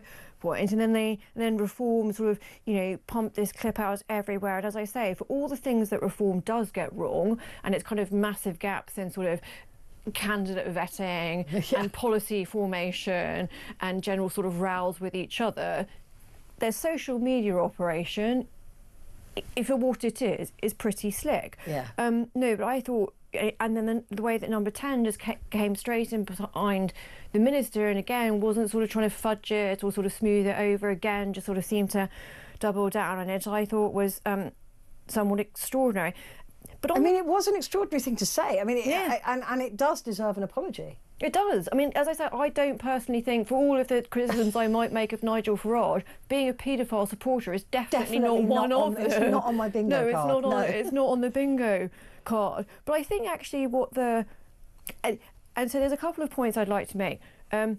I do think there are some issues actually around a sort of chilling effect on the freedom of speech. I agree. And adults being able to look at things which are legal for adults, right? Yeah. I do have some concerns that this is the theory of unintended consequences. You know, because I was in the Home Office actually when this bill, you know, back in 2016, that's how long it's been knocking around, because that's how complicated it is. You know, I do have some concerns that in this entirely worthy effort to stop children being exposed to online harms, I fear this, with this actually quite blunt technology around age verification, might actually drive kids to sort of, you know, tour the black web, VPNs. I fear it will drive them to sort of an underground route, which is kind of scarier. But my third point is, I think the real, not trick, I think the real place I would have liked ever to have seen this legislation going, and as I say, when I worked on it in the Home Office, what I was pushing for is making the tech companies take more responsibility for what's being on their platform. And I think the fact that that hasn't been done was exposed by what Peter Carl, the minister responsible, said, because in this whole furore where he was accusing de facto of Nigel Farage of being a pedo, you know, Jimmy Savile kind of enabler, he said, Peter Carl said, oh well, look, we've got to do something to sort of crack down, and I paraphrase that bit, but he did use the words wild west of the internet. Now that really got to me, because 20 years ago I worked at Google, and back then that was the language being used. So seriously, if we're saying nothing has changed in the last 2 decades about putting pressure on the companies that provide the platforms to stop it being Wild West, that is quite terrifying in and of itself. And until that point is addressed, until that point of pressure and the social responsibility, commensurate with criminal or financial sanctions, is put on the platforms, that any sort of verification, or actually the age verification tool, somewhat crude in this case, is only going to be nibbling around at the edges of everything which I think we all agree is a big problem, when we don't want children being exposed to porn, pro-suicide, bullying, terrorists, pro-anorexia, any of this grotty content. None of us want our kids exposed to that. But I think, unfortunately, how the online safety bill has turned out, it is a bit blunt, and in a few places has a couple of serious unintended consequences, and misses the real trick about forcing these big global companies to actually take responsibility for the GE, which, okay, they let it out the bottle, it can't be put back in, but please help the rest of society deal with, by the way, what you're making an awful lot of profit on a lot of the time. Yeah, I mean, things like Wikipedia are now going to have to close certain pages because it's adult content. I mean, I would imagine something like Hitler. Or because Wikipedia can't police it. No, exactly. So anything that is seen to be, I mean, the guy I was talking to earlier, Scott McCready, he was saying that that even cider and beer recipe sites, because it's an adult content, or even dare I say it, some of what is going on in Gaza at the moment would count as sort of violent content. So some other very much less mainstream sort of news sites or whatever may just go, well, we just can't show that in the UK because we don't have exactly the kind of at the back end infrastructure to try and police. So they'll block everything so they don't get They'll block fined. everything so they don't get fined. Yeah, and that's what we're looking at the moment. It is an absolute mess. It really is. We've got to take a quick break, but we will be back in just a moment.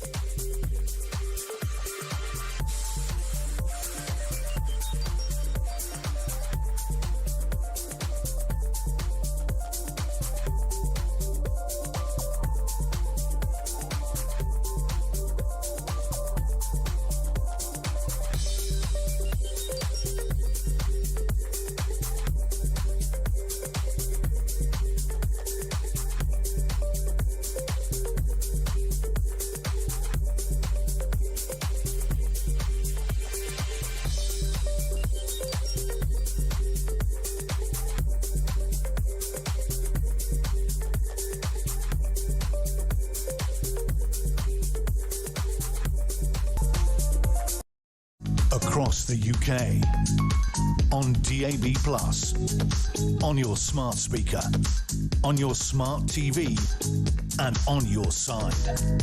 This is Talk.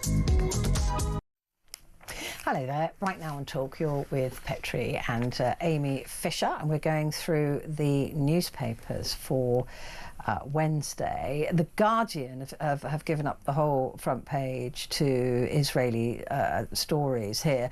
The UK to recognise, this is an odd one for me. The UK to recognise the state of Palestine unless Israel commits to ceasefire. What does that mean? So we're either for a two-state solution or we're not for a two-state solution.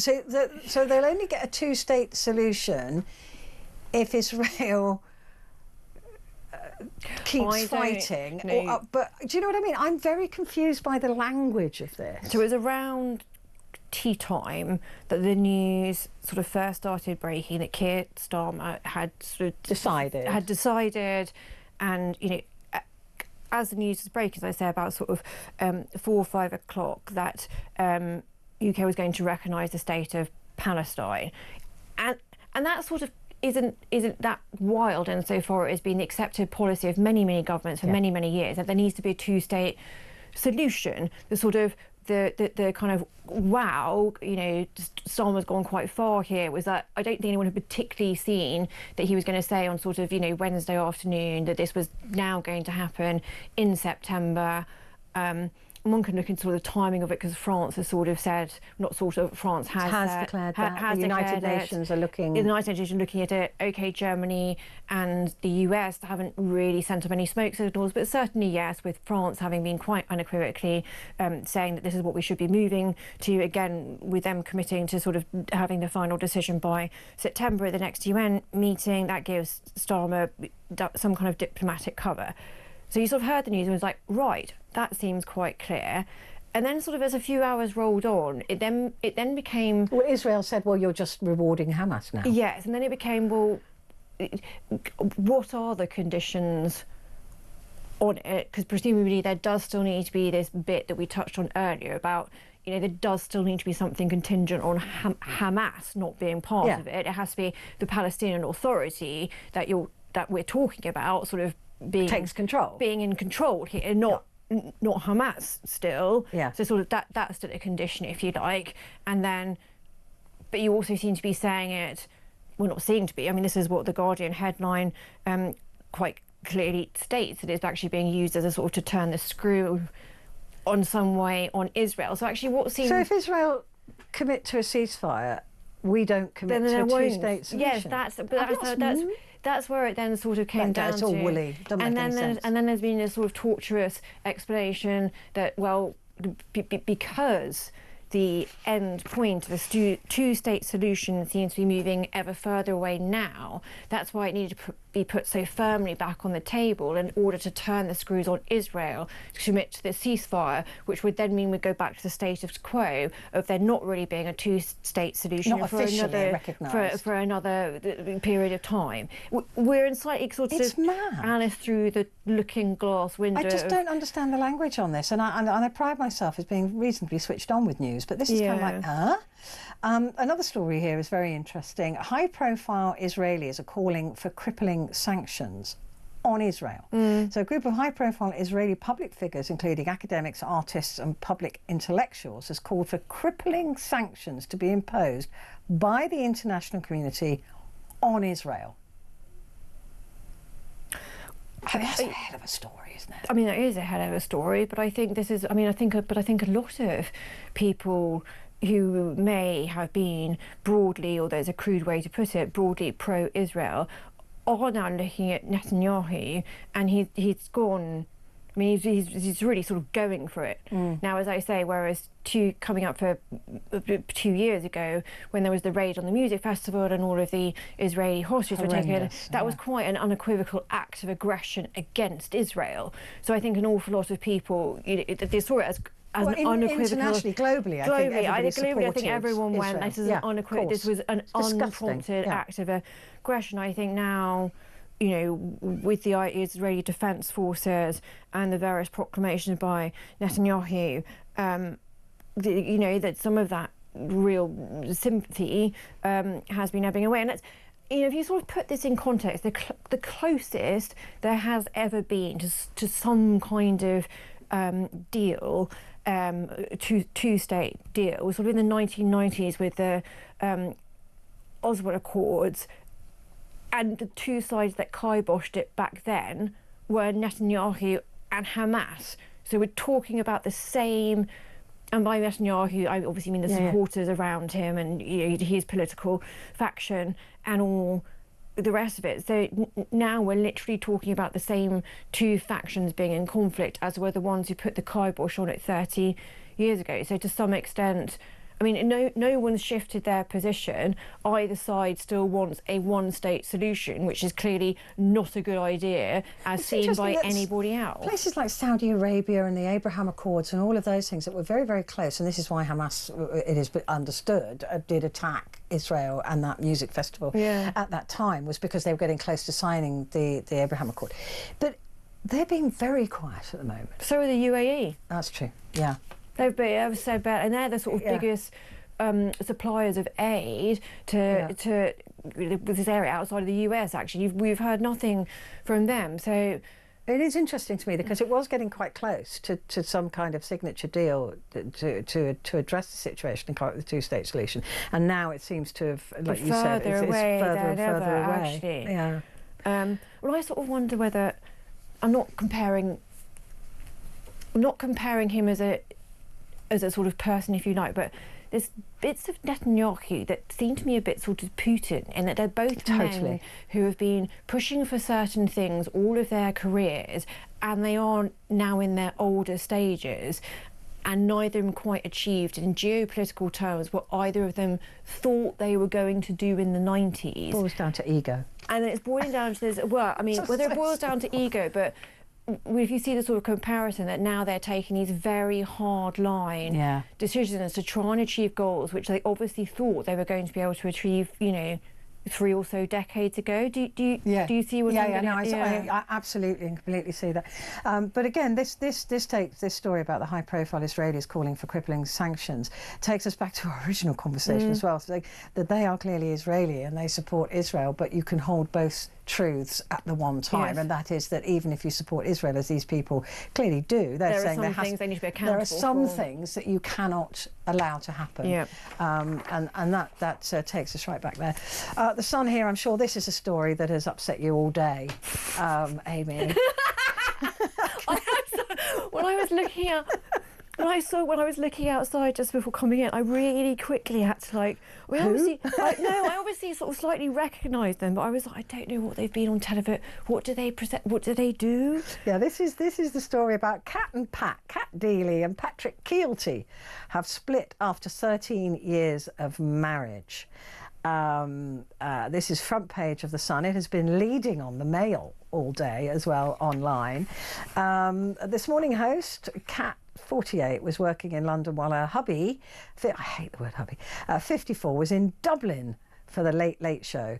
That's not that far away, is it? Anyway, I'm sorry that they've split up, but, you know, Amy will be lighting a little candle. Well, yeah, some sort of vigil tonight when I get home. Oh, yeah, no, I think I recognised her more than him, because yeah, she used to be on the telly, didn't she, was it with Ant and Dec? With some kind of I think it was like some kind of Saturday night mainstream. It was Saturday morning, wasn't it? SMTV Live. Yeah, that was it. Okay.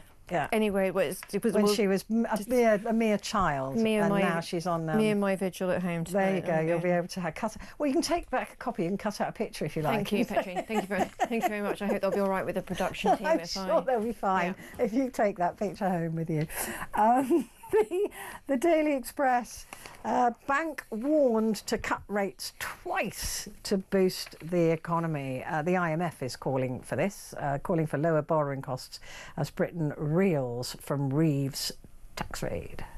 Well, the bank's going to do what the bank has to do. It's not going to bow down to what the IMF thinks, is it? Look, and I think, you know, there were slightly better predictions out today regarding growth, but with all of these predictions, it's like I can't really get particularly excited if every sort of quarter, every sort of, you know, 3 or so months, somebody tells me the economy may or may not grow by like 0.1%. I mean, that's sort of fine. I think the only thing that any of us probably know with some certainty is that tax rates are coming come the autumn, and so any of this shenanigans about, you know, economist predictions or banks or whatever in between is slightly divorced from the reality of all of us kind of thinking about our, you know, savings or our sort of mortgage or sort of pensions. Well, it's all right because they're going to raise the age to 74 anyway. So, well, I mean, great. I'm sure that's, you know, will come as excellent news to everybody who wants to be working. You know, I mean, that's I'm not saying 70. I'm not saying that's old, but I'm saying that is quite.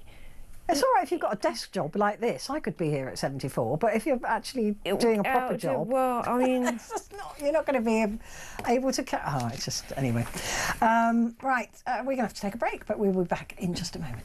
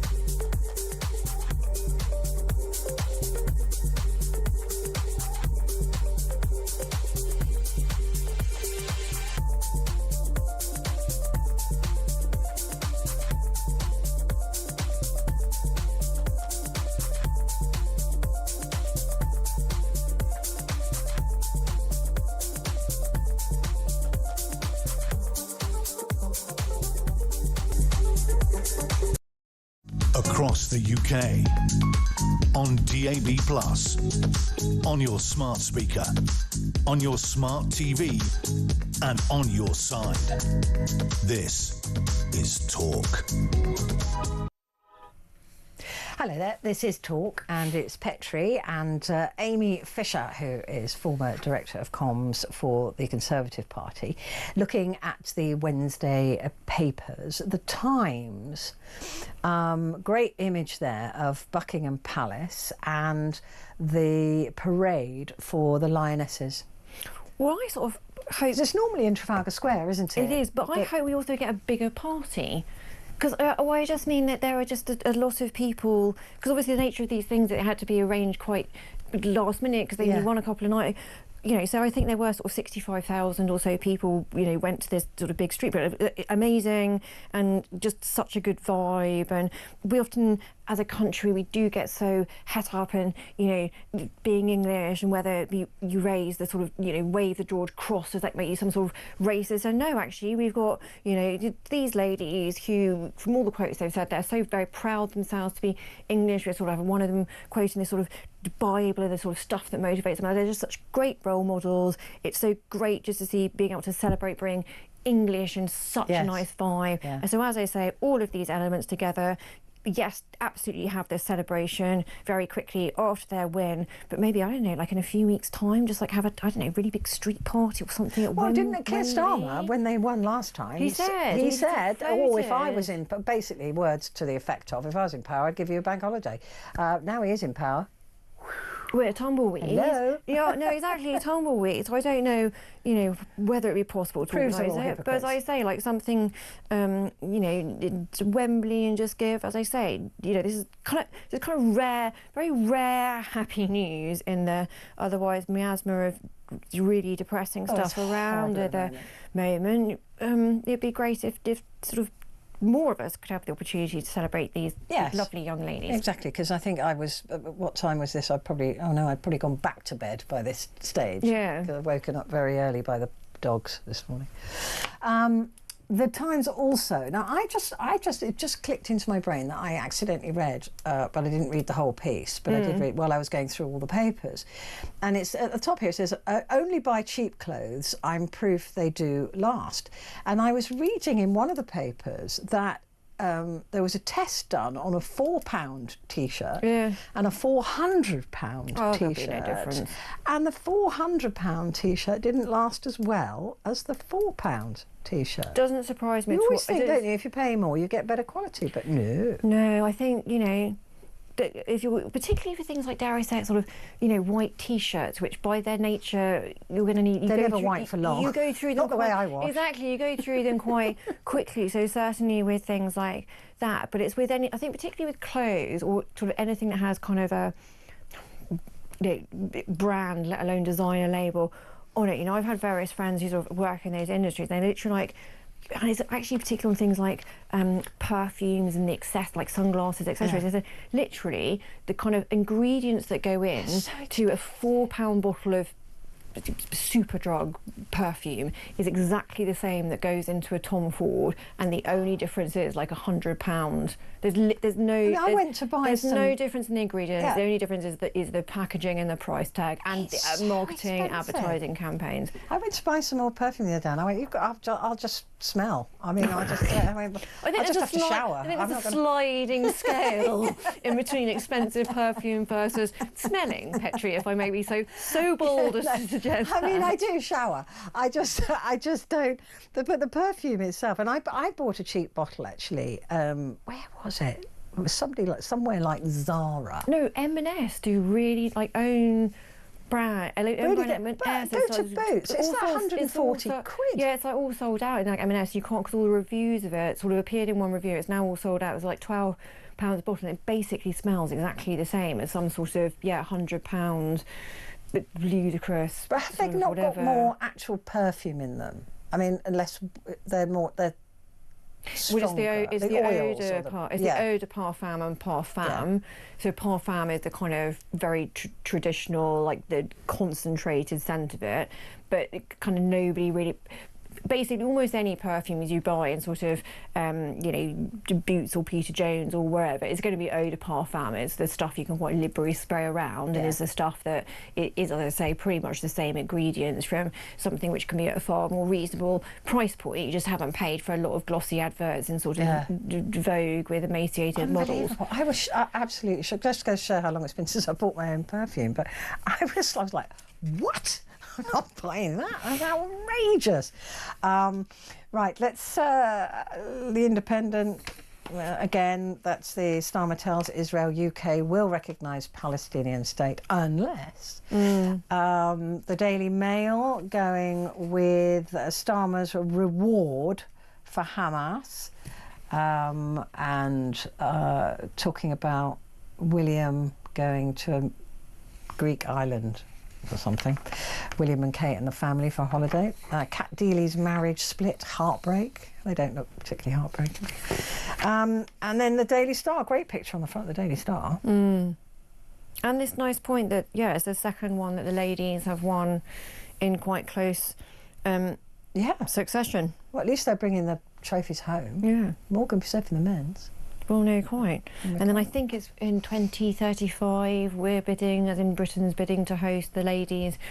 Then this has obviously like galvanised the campaign for that, because now we have actually got a trophy and, all that kind of thing. But I mean, look, I was saying yesterday that all of these people now are going to pile in with the Lionesses and start offering them sponsorship deals and, to be able to put the game on the television. They'll be paid decent money now. Women will now be able to, 100% be able to afford just to have football as their only job. They'll be able to, work really hard at their sport and improve exponentially.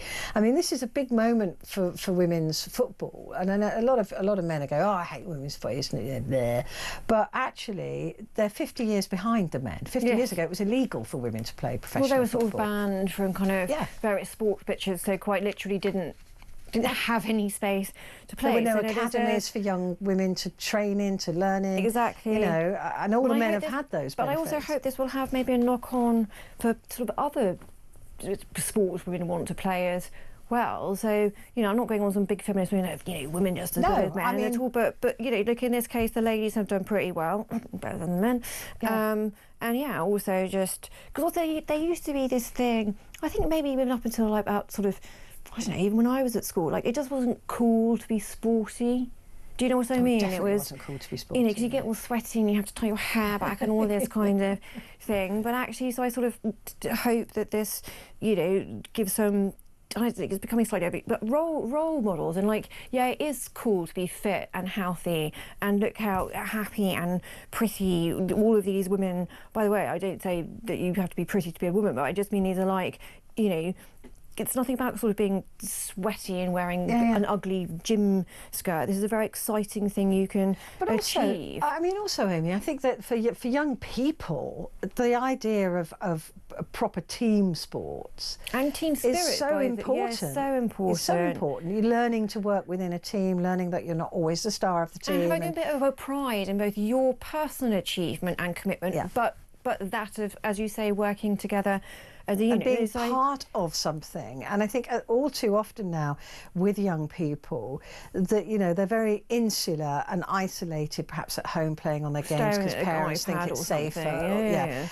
But to actually be part of a team, that is everything for life. That's not just about sport. Real skill sets in there, which is far beyond, scored several goals. So look, I hope only entirely, and I see no reason to believe, I hope only entirely positive things can come for this and the achievement of these young ladies. And I think that they were saying today that the reason they got to do this in front of Buckingham Palace is because William and his daughter are such a fan. She was such, and didn't she look like her mum? And the photos of her, sort of, with her getting all excited. I love the fact that William will take his son to some matches and his daughter to other matches. I think that's really kind of cute. And I know I've got a niece who plays football at quite a good level. So it's really great that we're starting to see this now. I would have hated it. I would have gone, no, I'm not doing that. But That doesn't mean it's a bad thing. Amy, I just want to say thank you as ever for coming in. Thank you very much indeed. That's Amy Fisher there, former Director of Comms for the Conservative Party. Right, coming up, it is just you and me, and we are going to be talking about the doctors' strike, which is ending in a few minutes' time. So it will end Wednesday morning, but it's been going for 5 days. And there will be a knock-on for that as well. There will be implications for people who are having treatment at the moment. And we're told now we are warned rather, to look forward to rolling strikes now, at least up until Christmas. They are determined they're going to get their extra 29% pay increase. Nurses, on the other hand, are now saying 3.6%, you've got to be joking. We're not having that if the doctors are getting more. So they're looking to strike as well. The NHS is already on its knees. How can it survive this?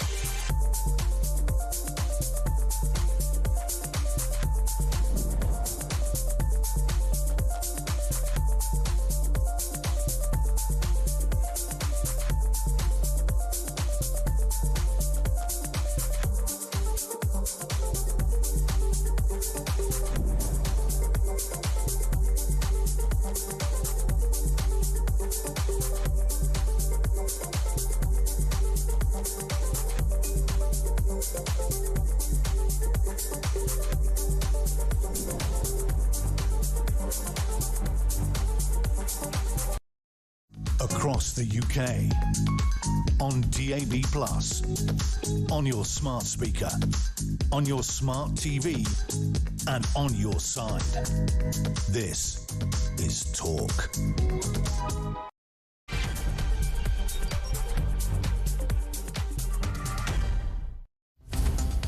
Hello.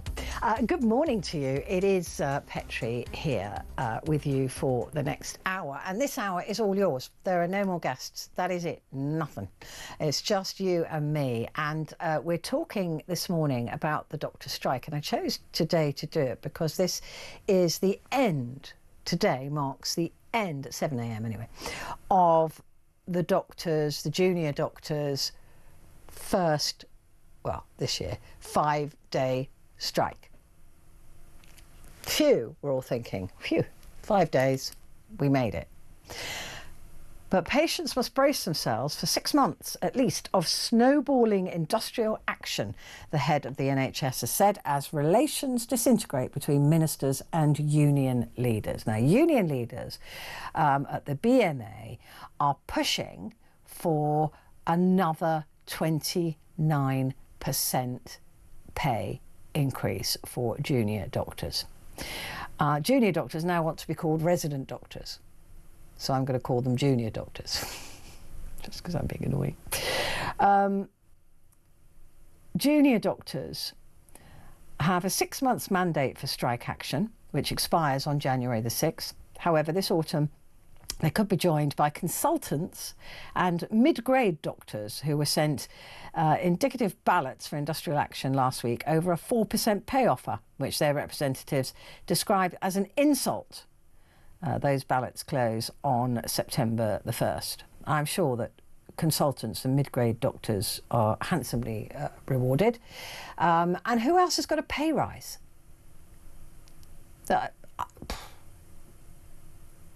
I've been here 3 years. I haven't had a pay rise. I don't know anybody who's had a pay. I don't know anybody who's had a pay rise. I don't, unless they're public sector. I don't know anybody in the private sector who's doing, unless they've been promoted, right, has got a pay rise. The GMB union is also considering industrial action. So this is a different union to the BMA among ambulance and hospital workers, after 67% voted to reject the government's 3.6% pay offer on Friday. And the Royal College of Nursing will announce the result of its pay ballots this week. A source has said there's been a strong turnout. Well, why would nurses accept 3.6% if doctors think they're going to get 29%? They'd be like, oh, what about me? Hang on. If they're getting all that after, by the way, getting 28.5% at the end of last year, then I think I'd probably feel the same way. But what I want to know is, do they still have your support? We all know that doctors are amazing, right? The jobs they do, incredible, right? We would be lost without them. A disaster, right? But honestly, read the room. We're all struggling. Everybody I know is struggling. Everybody's talking about it. Everybody's talking about their bills going up. Just up and up and up and up. Council tax is set to go up again. Water bills are set to go up again. All of these things that you cannot avoid. It's not like you can choose not to have water, right? You can choose not to have a pizza or go to the cinema, but you can't choose not to have water. You can't choose not to pay your council tax. You can't choose most of the other bills that we need to pay to survive. And anybody who's paying those bills is struggling, all ages. Not all wealth brackets, obviously. And the very rich who are paying the least amount of tax are doing all right, thank you very much. But the rest of us, it's kind of like, ouch. Whew, that's $1.5 billion, isn't it? That I've just had to pay. So I don't think they're reading I don't think they kind of really understand the world that they live in, which I didn't think I would say. Doctors we invest a lot of money in doctors. So they pay for their university education. Is it 10 grand a year? Let's say it's 10 grand a year. We pay the rest. They're very expensive to educate and train doctors. Up to a senior level, we've spent £300,000 on training these people. Taxpayers have. So it's not like we treat them like they're nothing. But do you still support them? Are you in the process of needing healthcare? Has any of this affected you? And will it affect you? Well, it probably will in the next 6 months. Let's speak to Rob, who's in Somerset. Rob, good morning. Morning. So tell me what's going on with you. Well, I do apologise to start off with, because if I cough every now and again, my situation is I've got throat cancer, which is epiglottis cancer, and that was only diagnosed a couple of months ago, and I have absolutely no sympathy for junior doctors, but my nurse team, I've got radiographers, I've got speech coaches, physio coaches, nutrition, etc., etc. There's a whole team, and I've met half of them, and they are the most wonderful people. But basically the junior doctors that I've met, they just sign forms, but it's the nurses that do the heavy lifting. Yeah. And I've got, pardon me, I've got 2 months of the most intense radiotherapy and chemotherapy ahead of me, and that's just the treatment. I've also got to have a tube put in my stomach so that I can eat, because I won't be able to swallow, Of course, yeah. etc. And but it's the nurses that are going to be the ones that are doing, like I said, do the heavy lifting. And they're going to have to pick up more slack with these doctors. And like I say, when the thing is, that's just my therapy.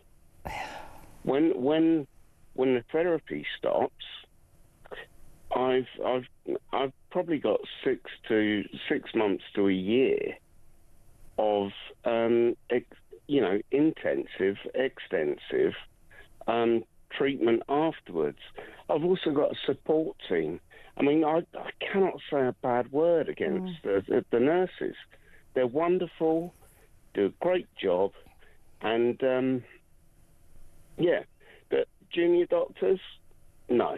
I mean, they knew what they were signing up for, and more importantly, I mean, not everybody gets a top-of-the-range BMW when they're 25. So, just stop whining and get on with your job. And you did touch on this earlier when you said that's only the first 3 or 4 years of their career, Yeah, once they specialise, they're exactly 150 plus. I mean, if I had that kind of wage every year, I'd be like happy days.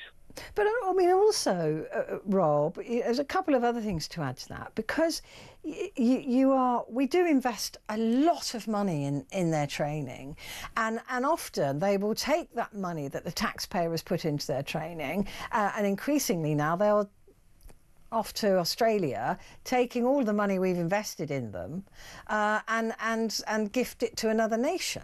Right? I mean, I personally think there should be they have to sign to work in the NHS for a certain number of years for the amount of money that we put into their training, because they're constantly training, right?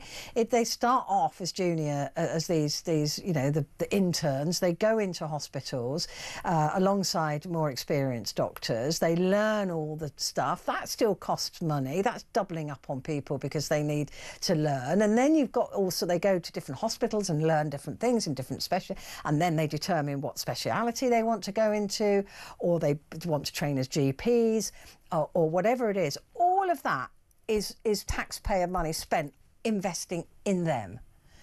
Yeah. So that's not nothing. No, and I mean, I watched some of a junior doctor spokesperson on TV a couple of weeks ago when they were proposing going on strike. They hadn't started the strike yet. And he said, well, I could go somewhere nice and hot where the weather's good. And I thought, what? It is like, and I think it was Lord Robert Winston. Oh, yeah. Who was the IVF guy. Absolutely appalled by that attitude. Well, it's a blackmail, isn't it? Well, I could just take these skills and go somewhere else. I mean, it's I don't know. I mean, look, just because somebody works in a caring profession doesn't mean they shouldn't be, in a vocational profession doesn't mean they shouldn't be paid well. But, like you said, nobody goes into teaching to become a millionaire. Nobody goes into being a police officer to become a millionaire. Nobody, all of those things. And I know they're not asking for millions, but still, the state of the country at the moment, everybody having to tighten their belts, it seems a bit rude to expect another 29%. I think that the junior doctors probably went into the profession thinking that, that it was like, I've just won the lottery. And in actual fact, hang on a minute, look at the reason. You know, when they give the oath of looking for after people's health and well-being, have they forgotten that? Or are they just saying, pardon me, hang on, are they just saying it because, you know, just to get their foot on the ladder? I just don't find know. it abhorrent. You know, they've got a job for life, right? Yeah. Unless they mess up, right? They're secured. They've got a fantastic pension. Yeah. Better than you and I'll be living on. And they've got no pension that we pay in either. for, right? This is public money. Let's not forget that. Their gold-plated pension is the taxpayer paying for it, right? So they've got all of these benefits, all of this public sector, and I always think this is the public sector go, well, we should have this and we should have that. I go, hang on a minute, will you please, just for a second, take into account all the holidays you get, all the support you get if you want a duvet day, like they do in the NHS. Loads of people take Fridays off, or duvet days off, or family days off, or I've got a bit of a headache days off. They're allowed to do that. They're very well supported. And then you've got the pensions that none of us in the private sector get. None of us. So when they retire, they are way better off than the rest of us. Do they even then think, oh, that's a shame, those poor people over there don't have a public sector pension? We pay for that as well. Yeah. So I think if you take it all into account, they're not as badly off as they think, right? Well, I mean, I'm being selfish here, but you're allowed to be, by the way. The anxiety is unbelievable. And are you worried that somebody will miss something, or because there aren't as many doctors on the case, or? I've already been told that my treatment, I mean, I've been given a diary. It starts next week, and I've already been told that, you know, for every strike day, my treatment's going to go back a day. And my treatment, and my treatment basically involves, and forgive me, I'm reading off a list right in front of me. What to expect: fatigue, hearing loss, dysphagia, I don't know what that is. That's your facial muscles potentially seizing. Okay. Lymphedema. Yeah. Ulceration of the mouth and neck. Ouch. Altered taste. Well, I'm not that bothered about that. Apparently you get a very metallic taste. Yeah, but it could also mean that I can't taste anything. That's the worst scenario. Yeah. Skin irritation and breakdown. Well, I have severe eczema anyway, so that'd be like the worst heat rash or you know, heat burn that you've ever experienced. Hair loss, teeth loss, etc., etc. They're the ones to expect. From the radio and the chemo? Yeah. Wow. And, you know, when it gets really bad, I could suffer from, the reason I've got a vocal coach, a nurse, is because, you know, I could lose my voice box hasn't been infected with cancer yet, but the cancer could cause voice loss. Oh gosh. So I'm going to end up, you know. That's scary stuff. Well, it's the anxiety that causes me anxiety. Yeah, of course. And when the nurses are the most important people, because they're the one that will talk me through it, get me through it. So as far as I'm concerned, the doctors can go away. I could have said something else there, but you know what I mean.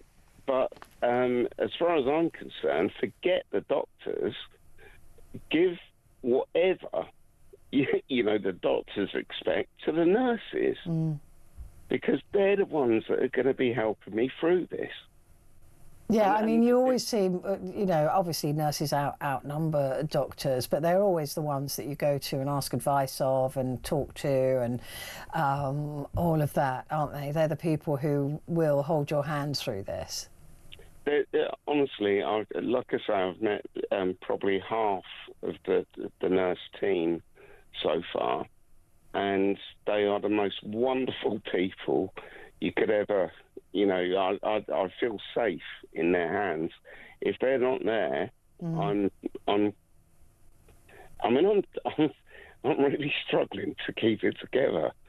And of course you are. I mean, and that's the thing, isn't it? And the stress of every strike day pushing your treatment back, and you worrying about whether that means the cancer's going to spread, or whether that will mean you'll need to have surgery, or whether that means, all of those things. I mean, that's not acceptable to put somebody through that.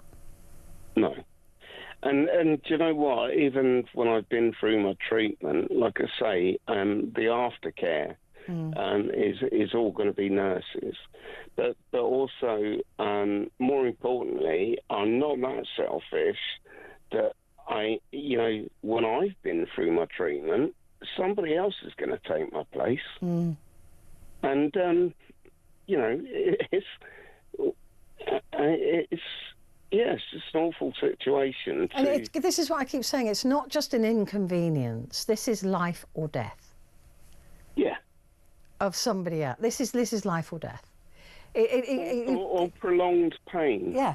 And which is... quite honestly, even worse to comprehend than, I'd rather die on a table. I'm not going through, I haven't got any surgery, apart from the stomach feeding tube. I've not got any surgery involved. So it will just be radio and chemo. But you have got people who are going blind because they haven't had their cataracts done on time. Yeah. I mean, permanently blind. Yeah. Because there's not enough capacity to do the cataract operations and things like that. I mean, it's just sinful, really. You're taking somebody's sight. It's just horrible. I would give the nurses 6% pay rise, and I tell the junior doctors, well, if you're not happy, go. Yeah. And we just have to train more doctors or bring more in. Yeah. I'm so sorry you're in the position you're in, Rob, because that's doing it tough, especially it's bad enough having the cancer, but then to worry about whether you're going to get this treatment and the support that you need and everything that you need when you need it, it just adds on top of it, doesn't it? I'm strapped in for the ride, and there's no other alternative. Yeah.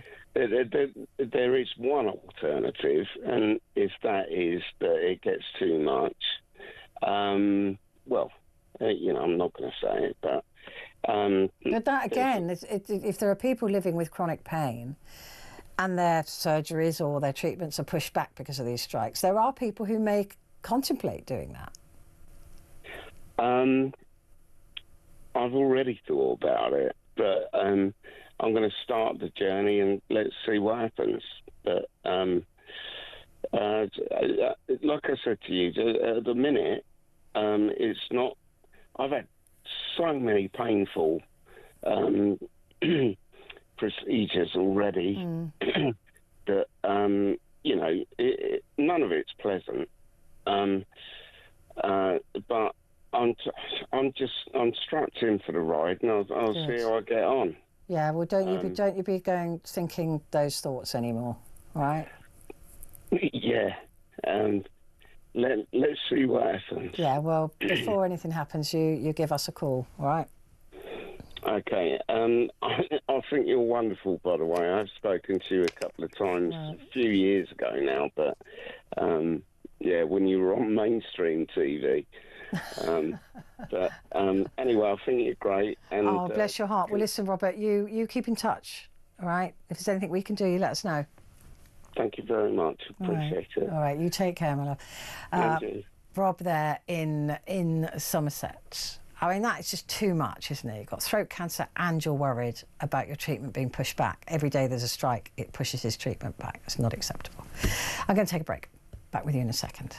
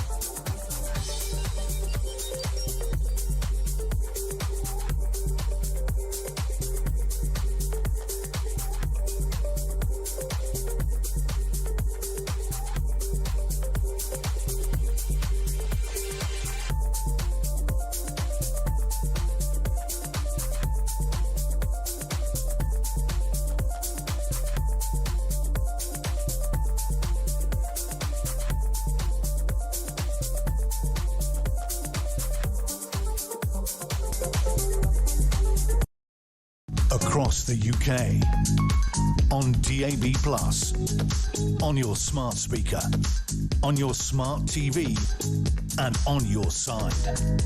This is Talk. Hello there, this is Talk. So I'm just seeing something I want to read. This is Talk and it's Petrie, and I'm with you until 1 o'clock. And we're talking about the doctors' strike. It comes to an end today, the first 5 days that started on Friday. So it comes to an end today, Wednesday. But we have been warned to brace ourselves for the snowballing industrial action for the next 6 months. The GMB union is also considering industrial action amongst ambulance and hospital workers after 67% of them voted to reject the government's 3.6% pay offer. And the Royal College of Nursing will announce the result of its pay ballot this week. I think we're expecting that later on today. I could be wrong. We know, the Chief Executive of NHS England said, we know that continued disruption over the coming months could see a snowball effect for patients and for staff.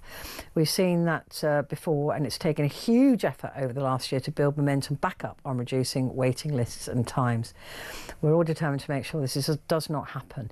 But the most startling thing has been one of the things that Amy Fisher talked about, and that is that there is a contingency during strikes that doctors can be called upon when it's not just a chronic situation but a life and death situation. So doctors can ask doctors to break the strike and return to work if there is a situation where they're desperately needed. And on 70% of those occasions, the BMA rejected those requests. So there have been situations in the last 5 days where there has been an immediate need for a doctor, and the British Medical Association has rejected that request, which is not usual.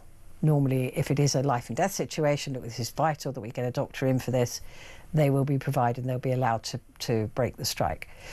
So that's new and particularly troubling and disturbing for anybody who dares to get ill over the next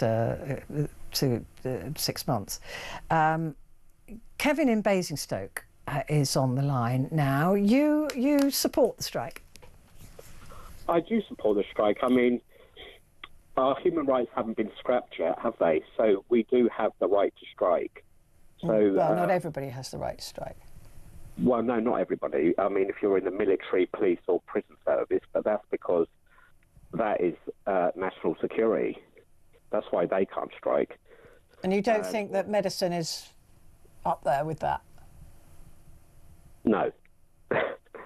You don't? Honestly, you don't? So if you were in a car crash tomorrow and there was no doctor to look after you, go, good on you for being on a strike? Well, no, because, I mean, the military protects us, don't they, from somebody that's trying to invade the country or something like that. And doctors protect us from dying unnecessarily. Well, yes, but I mean, they're not sort of a doctor is trying to save your life. They're not sort of trying to stop someone else attacking you, are they? Well, I mean, I think that's a wafer thin argument, because, I mean, basically, if you're being attacked, let's say, by cancer as opposed to Russia, then a doctor would be defending you against dying from cancer, wouldn't they? Well, yeah, but if you've got cancer, then you've already got cancer. It's not somebody else trying to give you cancer, is it? No, but you need somebody to defend you from that. You need medicine and you need people to help you with that. I mean, I would put doctors and nurses in the same category as police officers and soldiers and prison guards, because they are vital to life, right? So, like I said, if you're in a car crash, right? And I hope you're not, over the next 6 months, where we're going to see a snowballing of doctor strikes. And ambulances may join in with that, and you're on the side of the road, you know, dying, and somebody comes up to you, a police officer, because they can't strike, and says, sorry, Kevin, they're on strike, but I know you support the right to strike. Well, the thing is, if you don't look after doctors, if you don't protect their paying conditions, then they're going to leave, and you're not going to be able to attract people to the profession, are you? So, well, unfortunately, that has proven. It's not going to help. It's going to make things worse. That has proven to be categorically false, because if British-born doctors don't want the jobs here, we are able to recruit doctors from all over the world who want to come and work in the NHS, which is considered one of the best health services in the world. So there is, and also we invest an awful lot of money in these doctors. They don't get their training for free. We pay for that, and their pensions and all of the other bits and pieces. They don't do that badly. But you know, if these doctors don't want to be doctors in the UK, then we will be able to. We have been able to replace them with doctors, very good doctors from overseas. Yeah, but then you'll hear people saying that, you know, we need to train our own doctors and we don't want to all these immigrant doctors coming in. Yeah, but if all these doctors leave... They don't understand English very well. Well, they do. I mean, I've been treated mostly by foreign doctors who speak English better than most people that I know. So well, I don't have a problem with that. My MS doctor is a foreign doctor. Huh? This is what other people say. That's why they say they don't like immigrants, because they don't speak English or you know, things like that. So well, I'm afraid you're in a real, I mean, literally a world of pain. If you don't want to be treated by foreigners, if you get ill, go to the NHS. They're brilliant people, absolutely amazing. But the argument is that the doctors are asking for another 29%, and there just isn't the money. So what are they going to do? Just let people die? Well, I keep hearing that people will die, but there's no evidence. When I try to look up, did anybody die when the doctors went on strike last time, all I could find was that there's no evidence that anybody died because doctors were on strike. I don't believe that's true. Well, how can that possibly, think about it, how can that possibly be true? If that is true, then we don't need doctors, so we shouldn't pay them anymore. Because hang on a minute, if nobody died while doctors were on strike as a result of them being on strike, We don't need doctors. Let's not pay them anything. They weren't all on strike, were they? Let's cut their wages. We don't need them. They weren't. We don't need them, Kevin. We don't need them. And you can't just say I don't believe it. Have you tried to find if there's any evidence? There definitely have people who have definitely been people whose scans have been misread, who have died from cancers that could have been found. There's definitely people. If the opposite is true, like I'm saying, if during all of those strikes, all of those doctors being out of work, refusing to treat patients, if no one died as a result of that, we don't need doctors. Just think about it logically. It cannot be true. It cannot. If it is true, great. You need proof. Sorry. If it is true, great. We can just get rid of them or halve their wages and say, look, sorry, last time you were on strike, nobody died, so we don't need you. No, but they weren't all on strike, were they? They did do cover for emergencies. Well, but the BMA this time has refused those emergencies for 70% of the times that they were asked. Yeah, but not everybody works for the BMA, do they? So other doctors will be covering. Well, most of the doctors are out, and then the consultants cover. But they're now looking at the consultants coming out on strike. But if nobody dies, I love it. If nobody dies with all these doctors on strike, we have found the solution, Kevin. We can save the NHS billions. When I was there, we saved the NHS billions if we protect the doctors that we have. No, we don't need them. Nobody dies when they're not there. Shortage of doctors as it is. Nobody dies when they're not there. We don't need them. No, but we need doctors to improve the service. No, we don't. If everybody's fine when the doctors are on strike, it's like if the tubes kept running while the tube drivers were on strike, we'd all go, well, we don't need tube drivers then. Well, okay. Well, I mean, we're on both at different pace, but every right that we've got in this country wasn't given to us.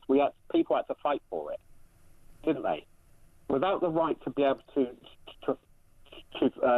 protect yourself or demand things, we wouldn't have any rights. No, listen, I agree with the principle of being allowed to strike, but I also agree, I don't know if you do, that the military, for example, shouldn't be allowed to strike. That police shouldn't be allowed to strike, right? What about farmers then, or people that work in supermarkets? If they all shut down because they was on strike, we wouldn't be able to buy any food. Or farmers went on strike, we wouldn't have any food. I mean, should they be able? But they don't have collective bargaining, so Tesco workers could go on strike, and we'll go to Sainsbury's. There's no collective. No, it's like if I went on strike, no one would notice. I'd be replaced in a millisecond. So there is no striking in this environment. None of my colleagues can strike because they would just be replaced. So although it is it should be a right that you have that ability for collective bargaining and that you can say, right, we're none of us prepared for this anymore. We want equal pay, or we want fair pay, or we want whatever. But in the real world, it doesn't happen, does it? I mean, it's like the bus drivers in London. Because they're owned, all the bus routes now are owned by different companies, they split it up. So one bus company can go on strike, but they'd easily be... But the thing is, the reason why tube drivers are well paid is because they have got the right to strike. And I mean, the reason why people in the military are really poorly paid and they terrible conditions is because they haven't got the right to strike. Well, I don't believe that's the only reason that we treat the military badly, but I just don't. I do think there should be some people who can't strike. It's people who are vital to life or death, are vital to national security. I think that they should have another way of. But the police still can negotiate. They just don't have the right to strike. So maybe we do something else with doctors as well. Yeah, but they can negotiate, but they haven't got no bargaining chips. They can't say. What can they say if they say, well, you know, we know what you want, but you're not having it anyway? They've just got to accept it, haven't they? But it only works in the public sector anyway, doesn't it? Because it only works in the public sector anyway. The private sector never strike, do they? The private sector can strike, of course they can. Who? When? What? If you work for a private company? Yeah. Yeah, you'd be fired. Well, no. I mean, if you work for the I don't know, print newspaper industry, you can go on strike. When was the last time they went on strike? Not so long ago. I think it was the Daily Mail. The Daily Mail workers. And they would have been replaced in a heartbeat. I mean, it just doesn't work in the private sector. It is only the public sector. And doctors, you know, look, I agree that doctors are brilliant, and I think that they are important, but there isn't the money. So what are we going to do? Yeah, but there must be other unions that are not private. There must be sort of steelworkers union or car factories union and things like that, mustn't there? They're not all in the public sector. No, you are right about that, but these are the old industrial businesses, the old industry businesses. But even they, you know, even if a Ford plant wanted to go on strike now, those people would just be, look what happened to the ferry people, right? They all got sacked and replaced by cheaper people. This is what happens in the private sector. It's not the glory days of the 70s anymore. Yeah, but Labour changed it that we can't have fire and rehire. Yeah, look into that, because actually you can. And P&O have never had to take any of those people back. They've never had to do it. Other companies are looking to do the same, and there's not a lot the government can do about private industry and private companies. They can't get involved with it. If Tesco wanted to fire all their staff and hire cheap ones, they'd be able to do it. That's what happens when you have weak rights. I think everybody should be in a union. Because if you're in a union, collectively you have more power. I don't disagree with you, but there will be a lot of places I've worked that didn't allow you to join a union. You had to sign to say you weren't going to. So, you know, even the IOJ, the Institute of Journalists, or the NUJ, you weren't allowed to have a chapel at one of the places that we worked. If people were in a union, we wouldn't have such a massive wealth gap, would we?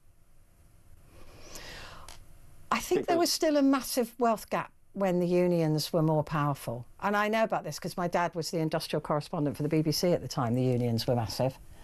So there was still a massive wage disparity. Listen, Kevin, I don't disagree with a lot of what you're saying, but I do think that there are certain people who should not be allowed to strike, and I believe that doctors and I'm afraid nurses are those. They're too important. I've got to take a quick break. Kevin, thank you.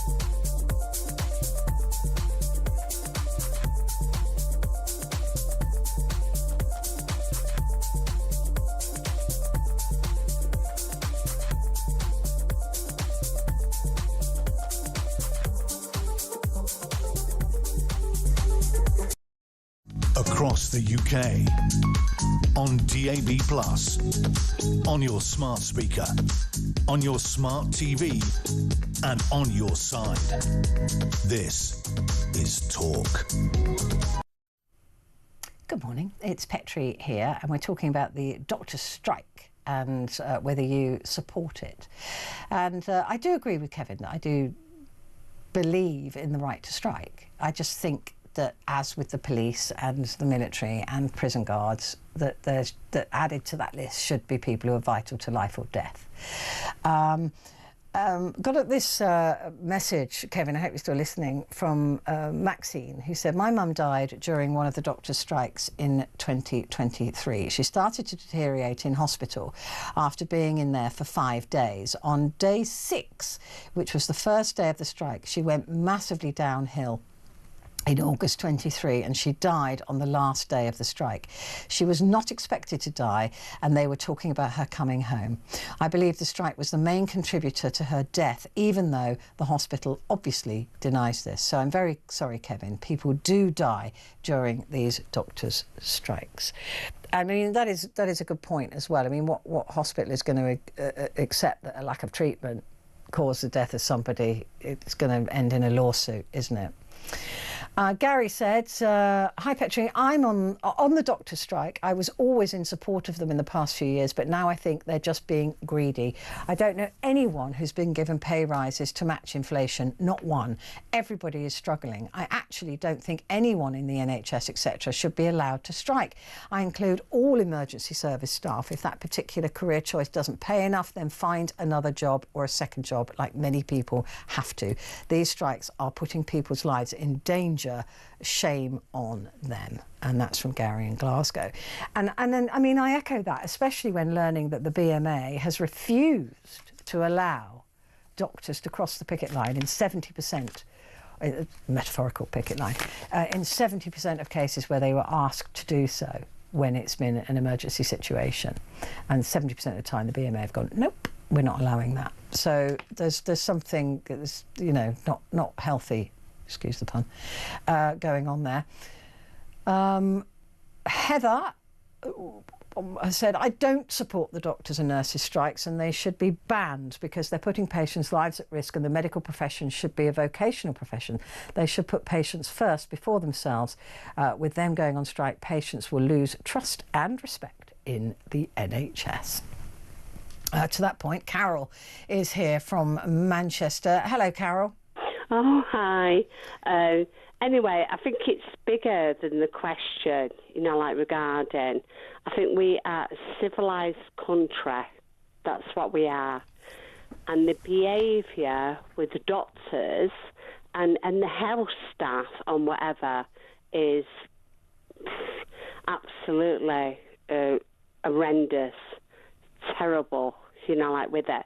We could have, if we go into them, we've got them, we could go into the police, we could go into the army, we could go into anything, you know, like regarding what the hell is going on with our government allowing this kind of behaviour.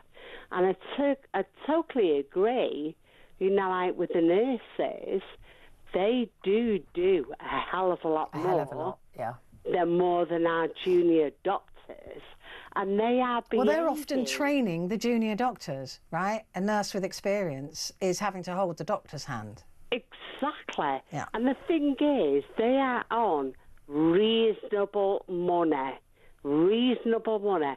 We've got an absolutely, after the pandemic, we have a really, really world thing going on. And these people are sat back, these junior doctors, with the grace of God, they should hang their head in shame. They're shameful, absolutely shameful.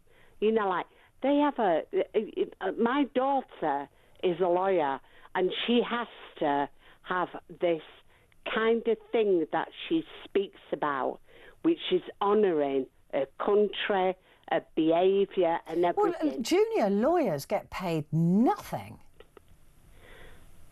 They don't get paid nothing. But I mean, it's, you know, while they're junior and still learning, they're not, you know, they're not, your daughter isn't expecting to be on, you know, 100 grand. Exactly. My daughter, who's even more up, is not getting paid compared to them. But the thing is, it's like my daughter said, it's not all about the money. And the thing is that where it comes from, it's not all about... And even with the grace of God, with nurses, and then what we're going to do with the police, are we going to do with the army or whatever? We need to stop it in this country. We really do need to stop it in this country, because at the end of the day, we are a very, very good country, right? And somewhere along the line is that somebody's pumping in these individual people, and I don't get it. I really don't get it. You know, like, it annoys me so much. You know, like, this is a lovely country.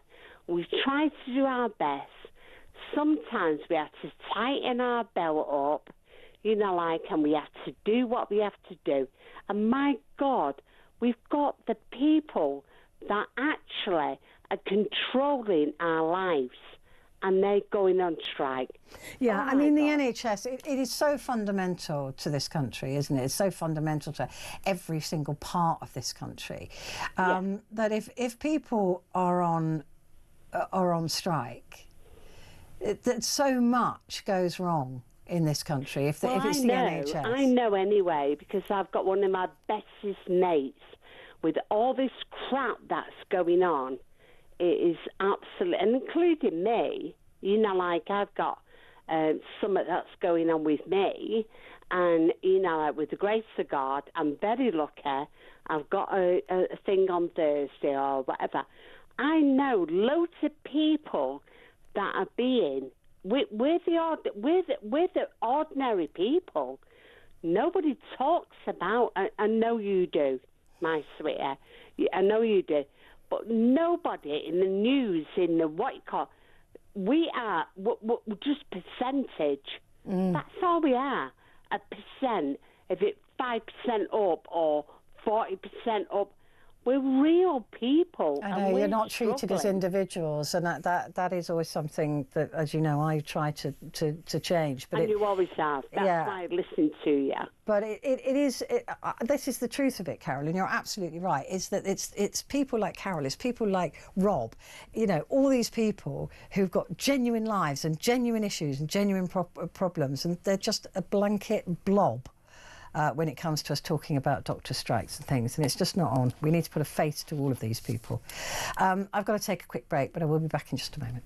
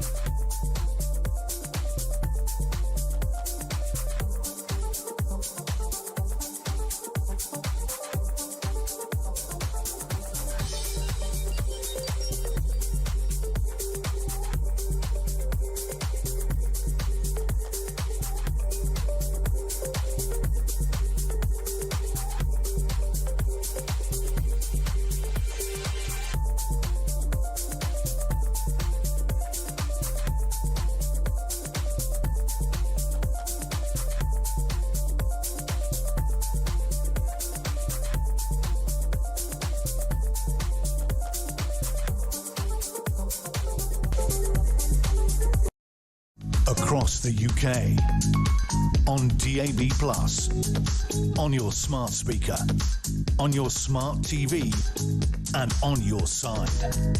This is Talk. It is. And it is Petrie here with you till the top of the hour. And we're talking about the doctor's strike. And I'm asking you, comes to an end today, the first 5 days, but we're being told to brace ourselves for snowballing NHS strikes, not just junior doctors, but also nurses potentially, also potentially hospital workers and ambulance. So that's what we're talking about this morning. So we've got to brace ourselves for that and just keep your fingers crossed that you don't have an accident or get sick. I'm asking whether you support it. Do you support the strike? Because I think that they're out of whack now with the public. I think the public have had enough of this, and they're not going to get that support. I don't think they care, frankly. But Carolyn has called from Cheshire, who's a new caller. I'm always excited when I hear a new voice. Carolyn, welcome to the programme. Hi, thanks, Petrie. Thanks for taking my call. Of course. Now, tell me your story. Okay, so I'll try and keep it brief. I know you're nearly at the end of your show. You've got a few minutes, all right. So, just to summarise my current situation, I'm early 30s. Let's put it that way. You sound young. I'm currently waiting. Thank you so much. I'm currently waiting for quite a major procedure with the NHS. I'm actually waiting for a double transplant. Wow. One's just not good enough for you. One's not enough. No, don't make it a double. Yeah, why not? While you're there, 2 for 1. This is right, yeah. So anyway, I've been waiting on the transplant list nearly a year and a half. Oh, gosh. It will be a year and a half in August, in a couple of weeks, really. Now, I've heard, and I do not know if this is correct, so if you know otherwise, then do feel free to correct me. I've heard transplant patients are a group of patients that kind of quote-unquote shouldn't be affected. Shouldn't be affected, yeah. Shouldn't, yeah, by these doctor strikes. However, the point I'd really like to make is that kind of regardless of whether they are able to, shift people around, ship in new doctors to help with, a transplant for me, for example, if I were to be called in, that's great for me, but I don't think potentially something the junior doctors have maybe thought about, I don't know if they have, is the sense of guilt that patients like myself would feel after that. It's an interesting point. So what you're saying is that doctors will be shifted to support you, but away from somebody else who might die because you've had preferential treatment. Yes, that wow, is I hadn't thought of point, that. And I think that sense of guilt is something that would stay with patients for quite a long time. Yeah, and that's not a fair burden, right? Know? That is not a fair burden to put on somebody like you who's so young still, who's depending on this treatment, and then for you to feel bad because somebody else might not get their treatment. That's just awful. I hadn't even thought of that. At the end of the day, so many different people waiting for NHS treatment. I understand that priorities have to be made, but for the people that are prioritised, and if I am one of those people, I honestly think I would feel that sense of, but somebody else has missed out because I didn't. And what's so special about me at the end of the day. Oh, I just want to give you a big hug. Oh, you sound adorable. I love a hug, Petrie. I'm sending you a hug. I'm a big hugger. I'm a hugger. I have to say.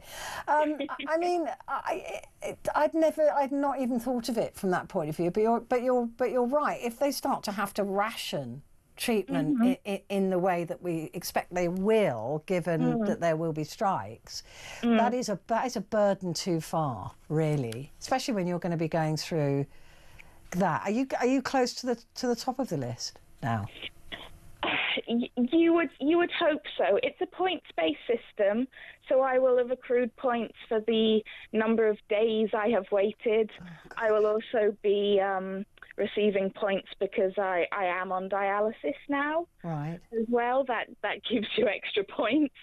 But if you need a kidney, I've got two. I mean, I'll have a blood test.